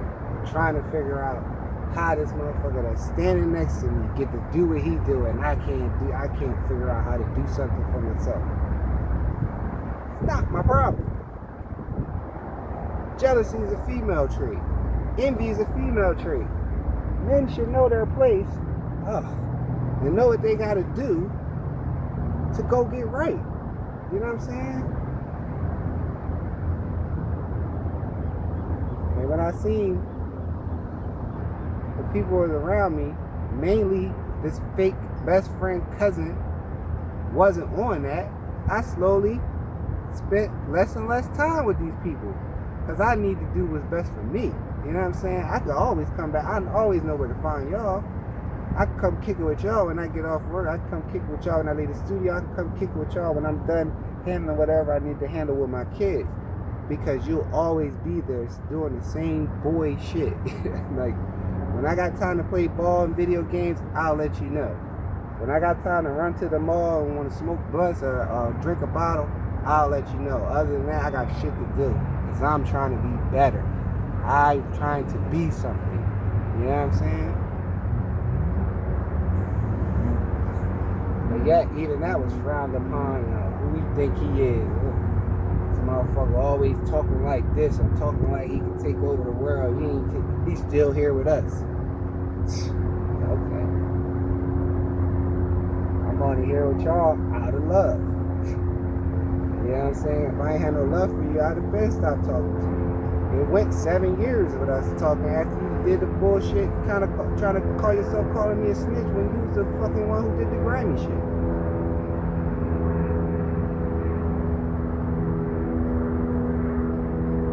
And the only reason we started talking again was because of your niece, you know what I mean, and your ex-girlfriend at the time, who both wanted to see me and talk to me. It wasn't because of necessarily a dire need or a heartfelt apology from you. It was because they wanted us to come back together. They felt as though it was long enough. It's been 7 years, so they felt as though it was long enough that I should be able to forgive you and we should be able to mend things. And I felt as though they was right because I was in a different place. I was way more mature and I was willing to let that go because I knew I would never let you put me in that scenario or predicament again. My nose itching.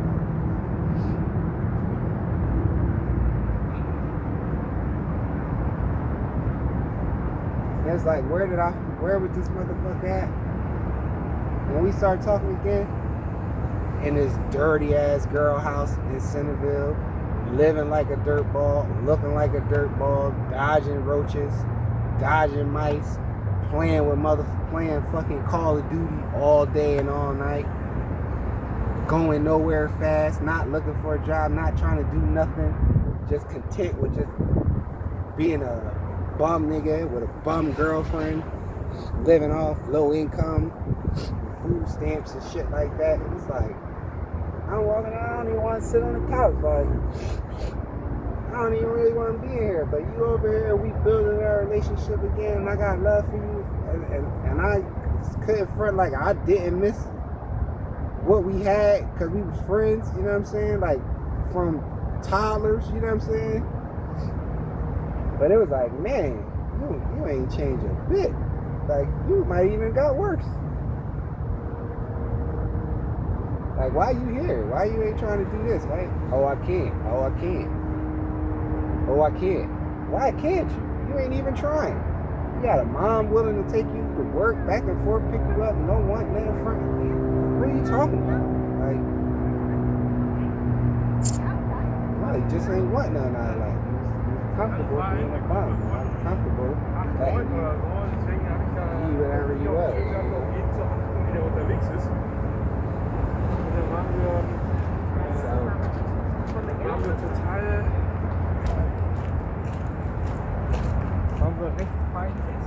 So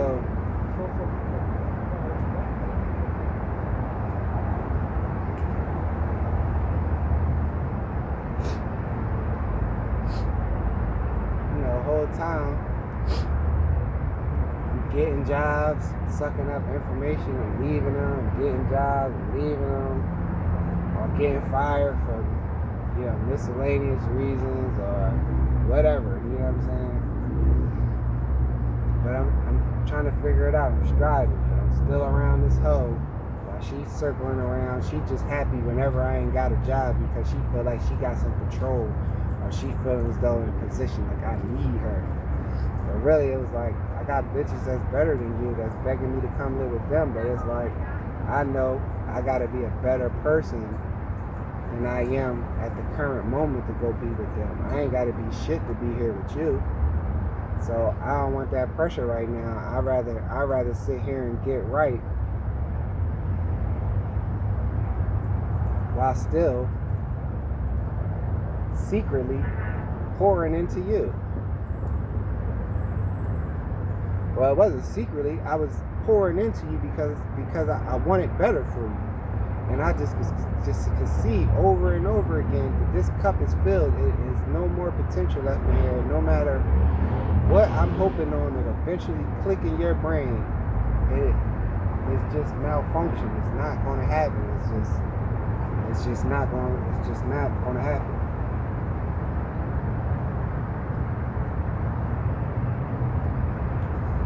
I'm there. And I'm pouring love.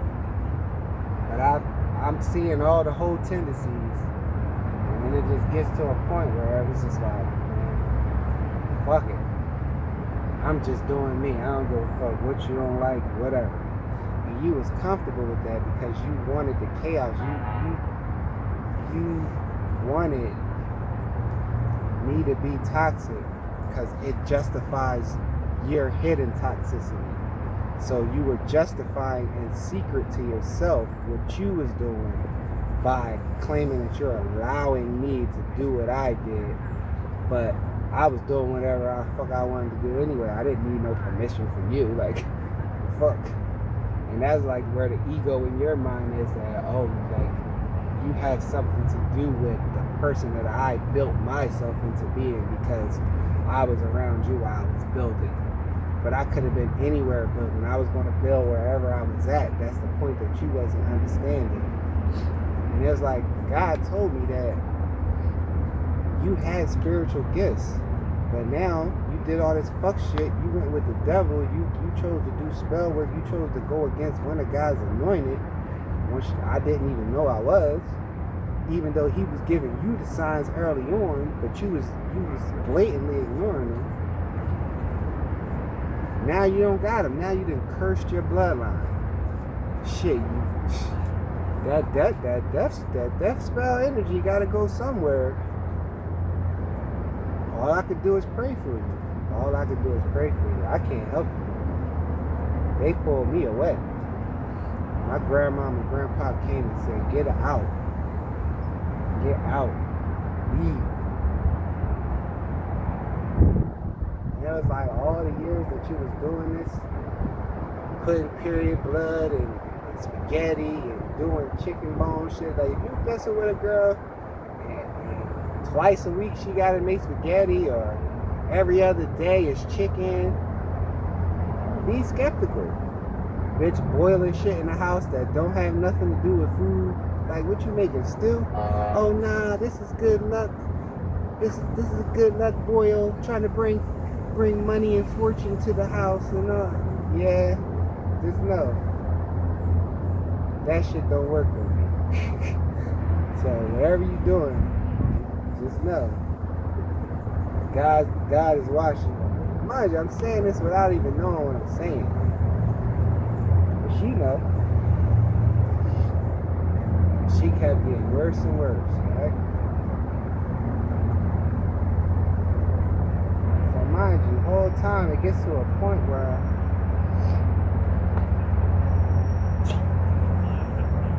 I'm messing with this very beautiful soul over Philly that I heard that I wasn't in the right frame of mind to fully commit to, that I was getting the signs from the universe that I need to go ahead and fully pursue that, because that was a good situation. Her heart and her mind, her soul was in the right place.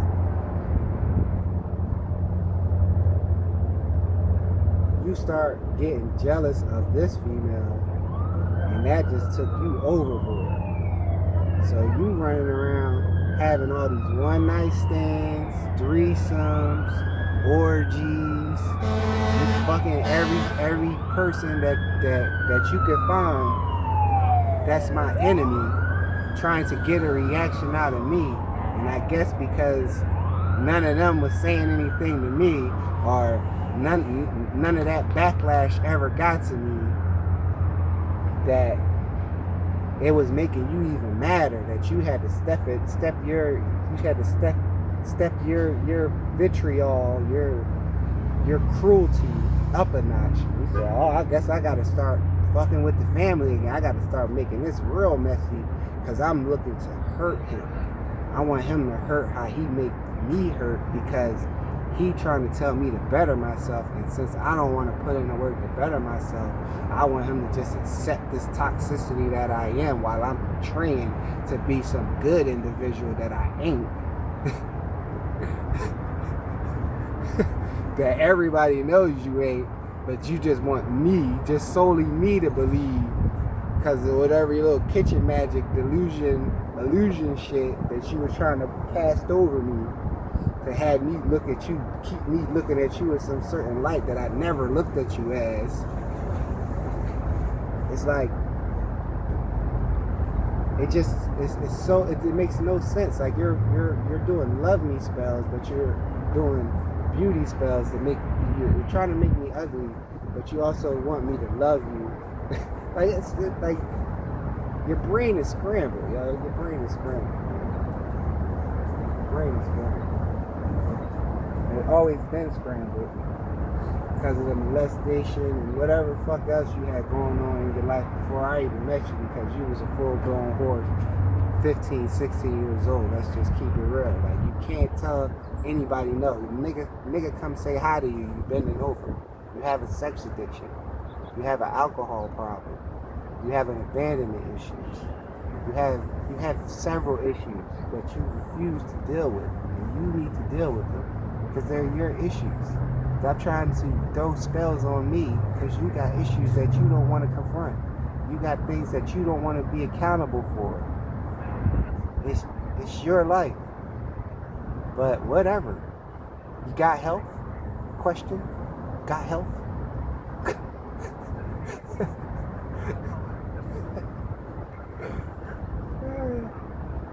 And it was like, it would be like, even to the smallest, like this bitch feet would be crusty as hell. They'd be like, yo, why don't you get your feet done? The bitch would never get her feet done. The bitch would rather put socks on her feet and try to hide her feet instead of getting her fucking feet done. And it's like, I knew right then and there, like the bitch was a thief. She would go to the hair stores and steal and shit. And go to little dollar fucking trees. It's like, bitch, you're a whole thief. You be out here trying to talk about your cousins and shit, and your sister and whoever else in your family. You're a whole fucking alcoholic, sex addict thief that, you know what I'm saying, trying to get around me and act like you on my level, or act like you got the same values, or you carry yourself like me. That's my energy, bitch. Get out of here with that. You think I don't see through that? Because soon as I go who I was actually in love with and go be with them, you with these other energies talking about me and call yourself telling all my business to them and trying to throw me under the bus. Then you start sucking these cousins, these fake friends and all this shit, and you want to go try to make up shit to them, and they lying to you about shit because they jealous and want to see me fall. Y'all both just making up shit. Y'all both trauma bonding and gaslighting each other about me. He doing it so he can fuck you. You doing it so you can, just because you having fun with it. Because you retarded. Like, you're supposed to fuck up, not fuck down. That's why it's called I fucked up. Like, what the hell? Like, I could at least salute you if you go fucking a motherfucker that's gonna do more for you than I was doing for you, because the more I was taking away, the more you was cool with it. Because I could see that you wasn't willing to change. So why am I gonna keep investing? Why would I break my back to do extra for you when I know you ain't about shit? Like, you ain't looking to improve.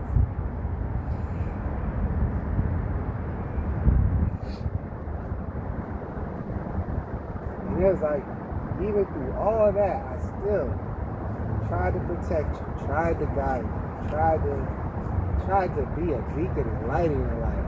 When I could have took advantage of you in ways that these other motherfuckers in the street probably is right now, or been doing, but couldn't do to the level they wanted to do because I was around, you still didn't appreciate it. Whatever. It took for God to come take me away from the situation, because he like, you ain't about to distract yourself building something else and think that these people is going to be around to reap some of the benefits of all your hard work. Because it was still, even at the end of the day, I was still willing to hold you down. Never was going to be with you fully. Never was going to marry you. Never was going to do it. Made you have all those abortions because you wasn't having my kid. No way. No way. Trifling bitches. Yeah, I already had one kid. Well, I had 2 kids with 2 trifling bitches. There was no way I was making that mistake again. Shit.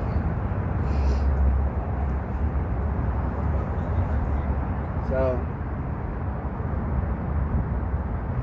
yeah, this, and it just got like, how you just smell it in the air, like, these motherfuckers is fake. There's some fake shit going on around me. These motherfuckers moving weird, like I don't know they're moving weird. Bitch call herself trying to, like, motherfucker will come over the crib, I ain't gonna eat in front of him. Yo, make him a plate. All of a sudden, something telling me to stop eating the food. You know what I mean? She asked, oh, you want something? Yeah, just give me a little bit. Oh, you want something to eat so-and-so? Yeah, I'll take a plate. Come back, this motherfucker plate looking like he the man in the house. I was like, I know I said I only want a little bit, but his plate it's not looking right. You get fuck going on here. Bitch try to hold the plate high in the air and then like bring it down like in a way that I can't see it because I'm either texting on my phone or I'm looking at the TV screen, and I look over like, what the fuck? So I was like, let me see what's going on here. She started, whenever he come over there, they be like, you want something to eat? No. And I look at him to see his reaction. The motherfucker be over there steaming, face all balled up, but he trying to like look dead at the screen and shit. Like, motherfucker, you only got one eye. Your one eye is focused over here, trying to see everything in the peripheral, looking at me, looking at her. Y'all trying to make signals at each other. Like, he don't want nothing. He being funny. Yeah. Because I want him to react. I want him to show himself so I could pop off on his stupid ass, because I already done clocked you years ago. I'm just waiting for you to show yourself. And you was making sure you hit it well. You was making sure you was biting your tongue day after day. As soon as your schedule started changing, when you had the little rug rat of yours, oh, I got my daughter today. Oh yeah, now all of a sudden you got your daughter on the days we normally used to kick it. But on the days that now that I'm in Philly, or I'm over here, or I'm doing something else, all of a sudden that's the days you free, because you running around behind her whenever I ain't around. I think I ain't, boy.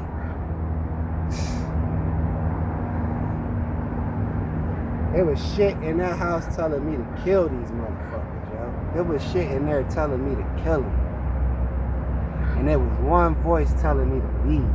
And I recognized that voice. And it was my grandma. You don't belong here. Same voice that told me to leave that job. Because somebody was holding me back there. God and my angels seen and heard what was said in rooms that I wasn't in. Y'all gonna get karma for it. Everybody's up for judgment. Everybody. Even myself. It just, I cleaned up my karma. I went within. I had good intentions for people. You know what I'm saying? While y'all was running around looking to deceive, looking to hurt, looking to be cruel, looking to take someone's life because they want to be better. Not better than you, better for themselves.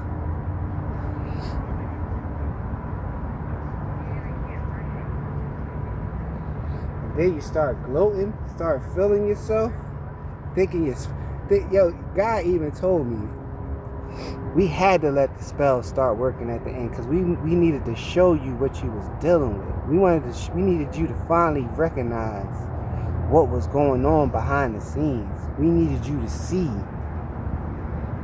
what these individuals been trying to do, especially this bitch, what she been doing. Because my grandma didn't like you.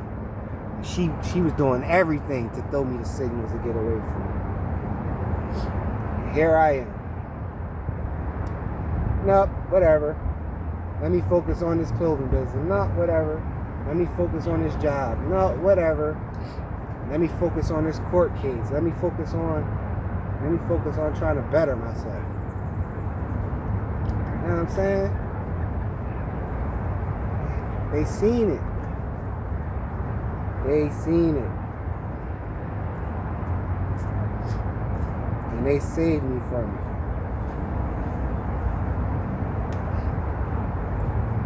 And I can't do nothing but show my ultimate gratitude and thankfulness to them.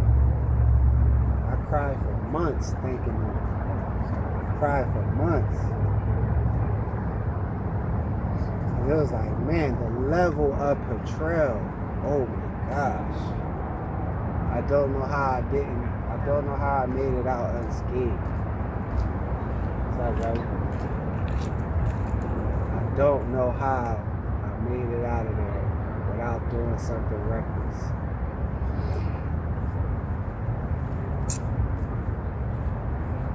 And I was like, they knew I was getting on to them. I just needed that one last, I just needed the concrete confirmation, because little did I know in the background, they was already running around telling people that something wrong with me. I think he going crazy. I think this, that, and the third. I think he might do something. They needed me to fit that narrative. So So that when I found them out and I blacked out on them, that it would be like, see, look, we told you, look, he thinks that we're doing this, that, and the third. Look, we told you something was wrong with him. It didn't work because I didn't react how y'all thought I was going to react. You know why? Because God and my angels told me not to. It said, we got this. We got them. And then to come to find out this bitch might be a part of a coven of these hoes. I would pull up to the job, everybody looking all crazy and shit. Bitch, ugly ass cousin, always coming out, never spoke to me, but always got this stupid ass smirk on her face. Like, I don't know what that smirk mean. You think I don't know what that smirk mean? I hope you involved too, ho. Oh, all y'all catch this backfire behind this lying ass bitch who didn't want to better herself. You wanted to paint me as some villain instead of telling the truth. Telling y'all the truth. She was a fuck up and a hoe. And that's what she wanted to do. She wanted to party.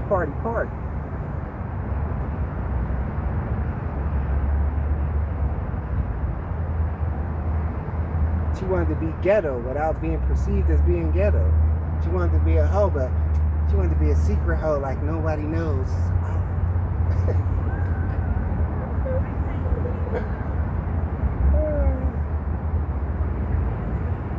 Well, just know,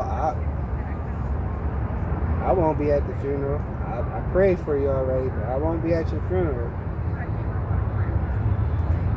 Because they told you, stop playing with that candle magic. Stop doing that spaghetti shit. Stop being an old chicken bone hoe, kitchen wench. And you just you keep on keeping on.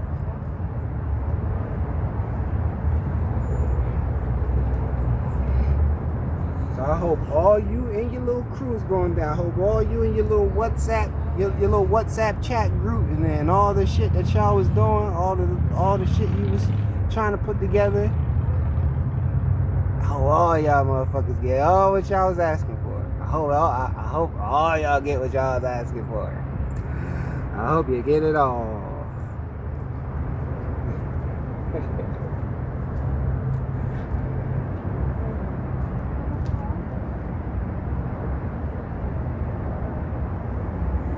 Listen up, I had a story to tell. Y'all gonna get the divine give you right what you've been asking for, and the devil always collects. He always collects. He already knew that you were going to fail. You put yourself in a trap and you drag these people with you. Now, I'm not all the way certain if this idiot fake best friend / cousin snagger eye motherfucker was involved too, but the way he was circling me, doing surveillance on me like Call of Duty, I wouldn't be surprised if she ain't tricked him into doing something, doing a ritual too, thinking that it's just hee ha ha. Look at this stupid bitch doing this shit. I'll play along. I don't believe in it, but I'll play along because as long as it lets me get to keep fucking you, I'll do it. I won't be at your funeral either, nigga.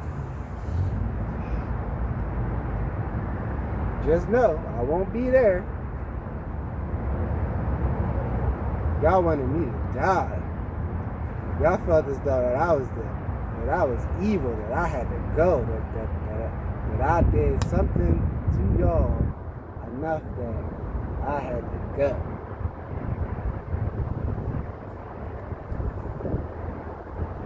And I went to that park where God told me.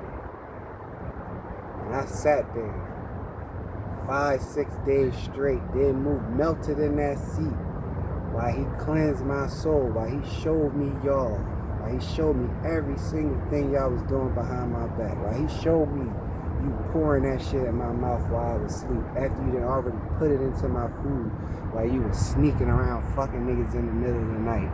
He showed me all that shit. I guess they was trying to wake me up, so you had to start pouring it in my mouth while I was asleep too, because I was spooking y'all, whoever you was in there with, him, or whoever from work or whoever else you done met on Instagram and one of you on the 3 or 4 fake pages you done had, like, you wasn't getting over.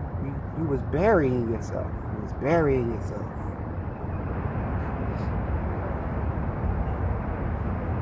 Thinking you burying me, burying yourself.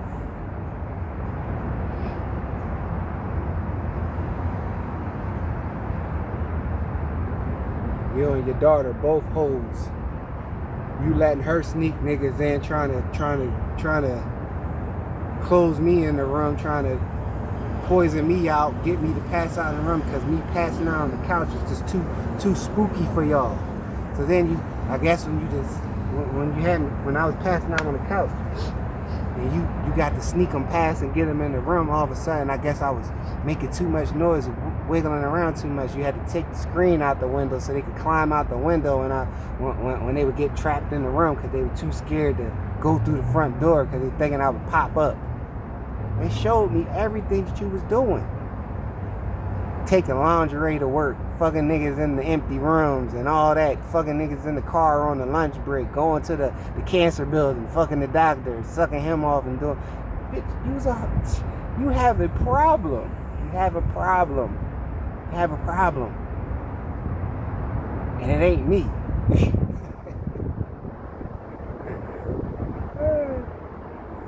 Because you know, if it was any other individual, they would have killed you. And they would have thrown their life away. Not me. I'm not throwing my life away for 3 bums. 3 bums. 3 bums. Why would I throw my life away for 3 bums? Look what I done did. Look what I done did again. From going to a park, $40 and $44.67 in my account. God been taking care of me ever since. He been sending people to me. He been blessing me. Look, now I'm in California because he told me to come here, and I've been doing whatever he told me to do without even knowing that it was him telling me to do. I was so cocky thinking it was me that I had all that. No, it was God. It was God. It's nobody else but God. All praise to God. All praise to my ancestors. All praise to my guardian angels that block all them stupid ass spells that y'all been spinning. All praises to my grandparents that have been shielding me and holding me in those darkest moments. And I was trying to figure out why me? Why do people feel this way towards me when I'm the one who led with the most love? And yet they just looked at me like I'm the one to get over them. But knowing if I found out anything, anybody's name got brought up, or anybody came and told me anything, that I would have set it off. I would have nipped it in the bud and held the mirror up, and then you would have been looking stupid as y'all looking right the fuck now.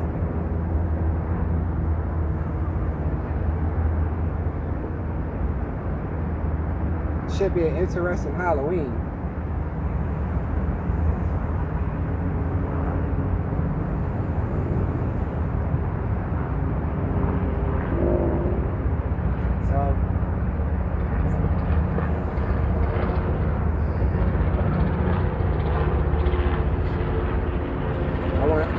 I want to thank you, old girl, because you was the catalyst for my awakening.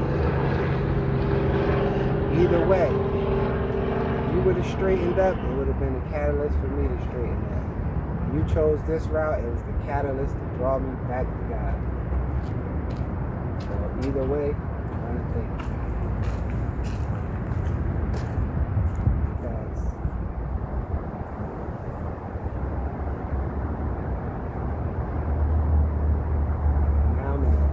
For the assignment,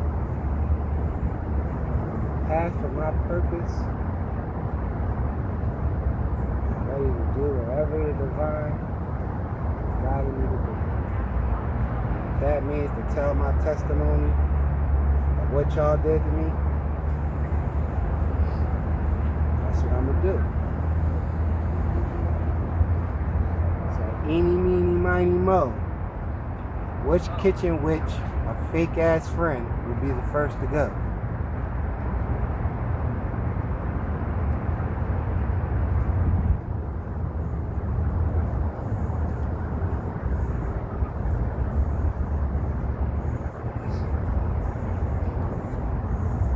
Feels like he telling me that I had to tell this story in this manner because this has to help somebody going through this right now that's getting spiritual warfare being thrown at them and don't understand what's going on. You got to get them people out your energy. It don't matter if it's parents, immediate family, friends, your job, whatever's destroying your soul and your spirit. You gotta get away from it because you're not in alignment. You're not where he wants you to be, and that's why you'll never be prosperous where you're at. You'll only become more and more miserable.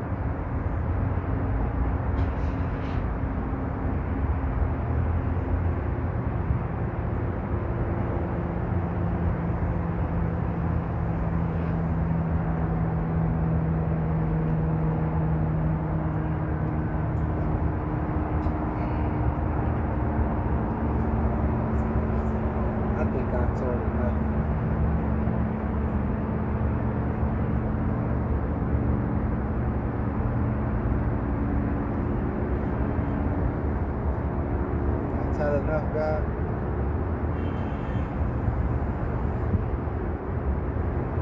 Is that enough to save somebody's soul?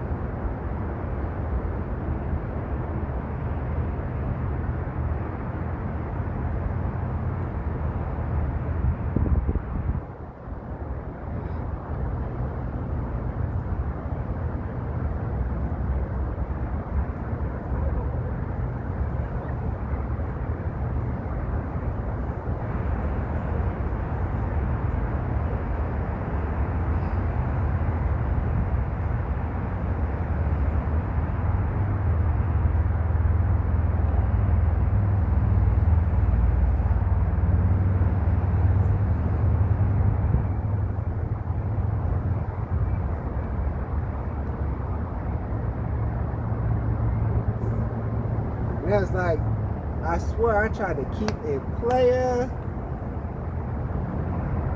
but I had to go see that nigga, man. It's like, nope, don't bring that. Nope, don't bring that. Nope, don't bring that. Because you're going to do something wrong. And it's like, this motherfucker calls me back 3 in the morning after I done been banging on his door for an hour. Calls me back 2 hours later talking about what's all this banging on my door and calling my phone. Where are you at? You know what I'm coming for, boy.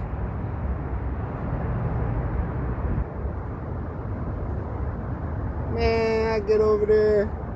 He got his mom outside. He got his daughter outside. Like, what you got them out here for? You know what I'm coming for.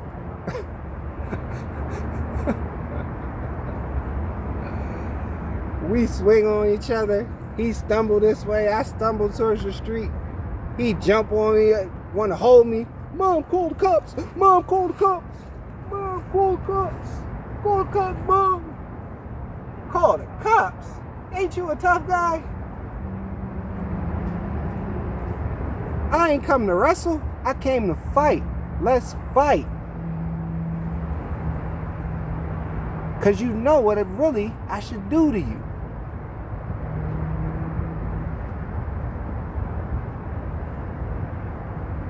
Cop already been circling because he seen me there circling, frantic, trying to get him to come outside 2 hours ago.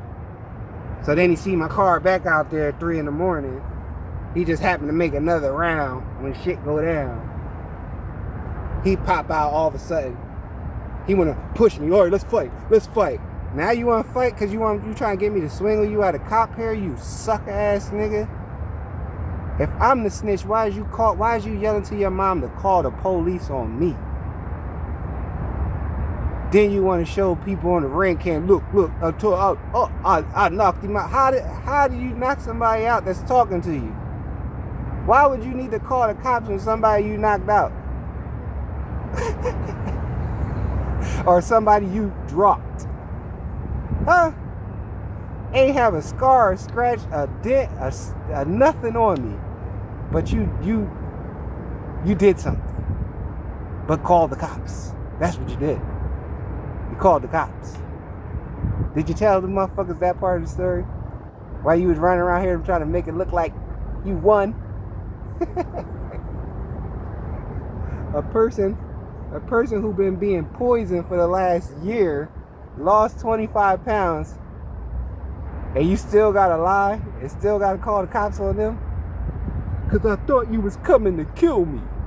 That's what I would do. Why would I be coming to kill you if you ain't do nothing? Only somebody who did something would think that I'd be coming to kill them because they know the level of fuck shit they've been on for these last few years.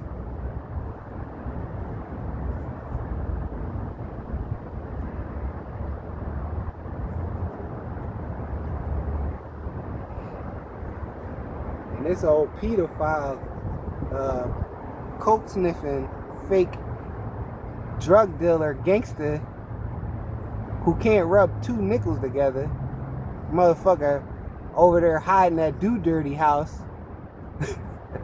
Baby boy hiding that dirty house because he ain't got no job, acting like he hustling.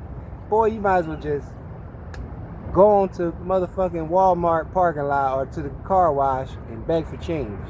Fucking geezer. Running around here acting like you better than me. If you was so tough and you was so this, that, and the third, you would have kept it real and said it in my face.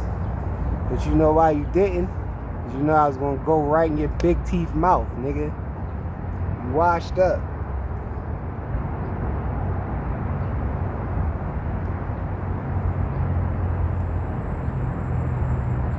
Yeah, they want to act like they got something on me. It's been 7 months and I'm already doing better than y'all from living in a park for 3 months.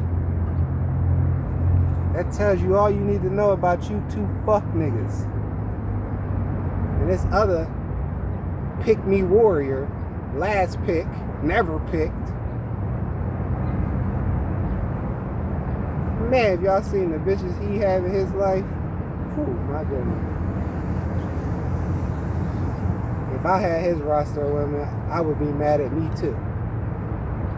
He pick up aunties off the street because he can't bag Jones. He would sit on his step in the middle of the night and anything that had a hole, he trying to bring it to his mama house. Got an old homeless, toothless bitch in there now because he couldn't get to old girl that I was staying with because all of a sudden now that I'm staying too much in the crib because when I had car problems, it just fucked up their whole little plan. So now the nigga was sitting around me with an attitude like a little hoe because he was in love with the bitch and he couldn't get to see her. And she already done cut him. Well, she already had other dick she was putting in her mouth doing workout with homeboy. So you was never the only one. It wasn't no loving situation going on there. I don't know what you thought. She used you just like you used her. She used you for her spell agenda. Like you was using her just to get some ass, thinking you had one up on me, thinking you controlling her, but she had you surveillance of me. You're a fucking idiot. Idiot. Then you couldn't get no coochie because you know why you can't get no coochie? Because a grown bitch ain't gonna fuck with your worthless ass. You gotta get a bitch that's doing worse than you that needs you. Then what happened? Your mom said you gotta get the fuck out the house because you got this homeless bitch up in here when you ain't even paying nothing.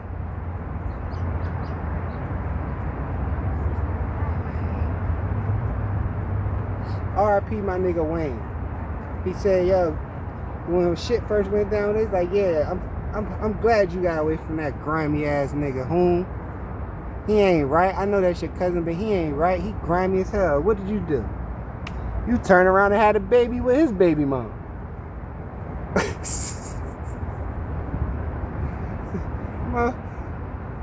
Bro wasn't even in the ground long enough. You turn around and have a baby with his baby mom. Why? Because he ain't like your ass, so you had to get one up on him. You wouldn't have been in there if he was alive, because he would have put something in your ass. But you tough. You tough. But I let, what they say now, you gotta let these liars cap in peace, man. But once you start fucking with me, boy, I'ma hold the mirror up. And they gonna see what I'm talking about. They gonna see what I'm talking about.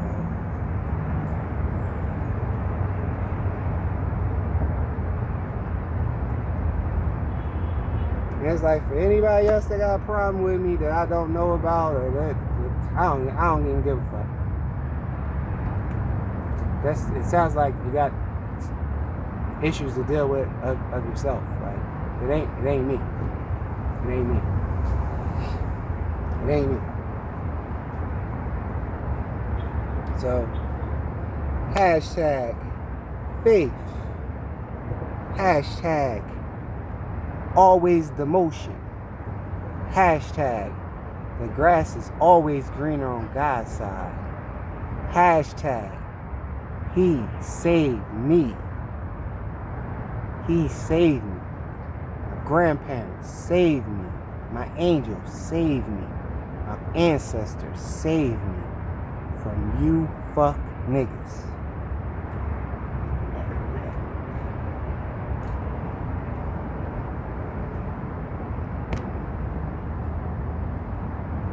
So I hope and I pray that this can help somebody find clarity in their life, in their soul, if they dealing with anything close to the level of this, to get that bad energy away from you. Go cleanse your soul, go cleanse your heart, and get right with God, because He will save you. I'm living proof. Living proof. If I would have stayed, I wouldn't have made it.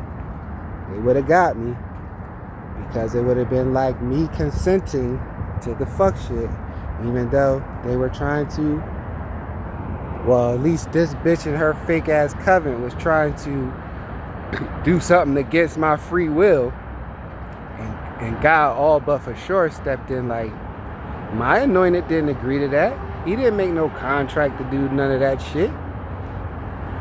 He didn't tell you you could put spells on him to do all this weird shit, or try to accept no fucked up situation with no hope. The fuck? He ain't no option. He's a king.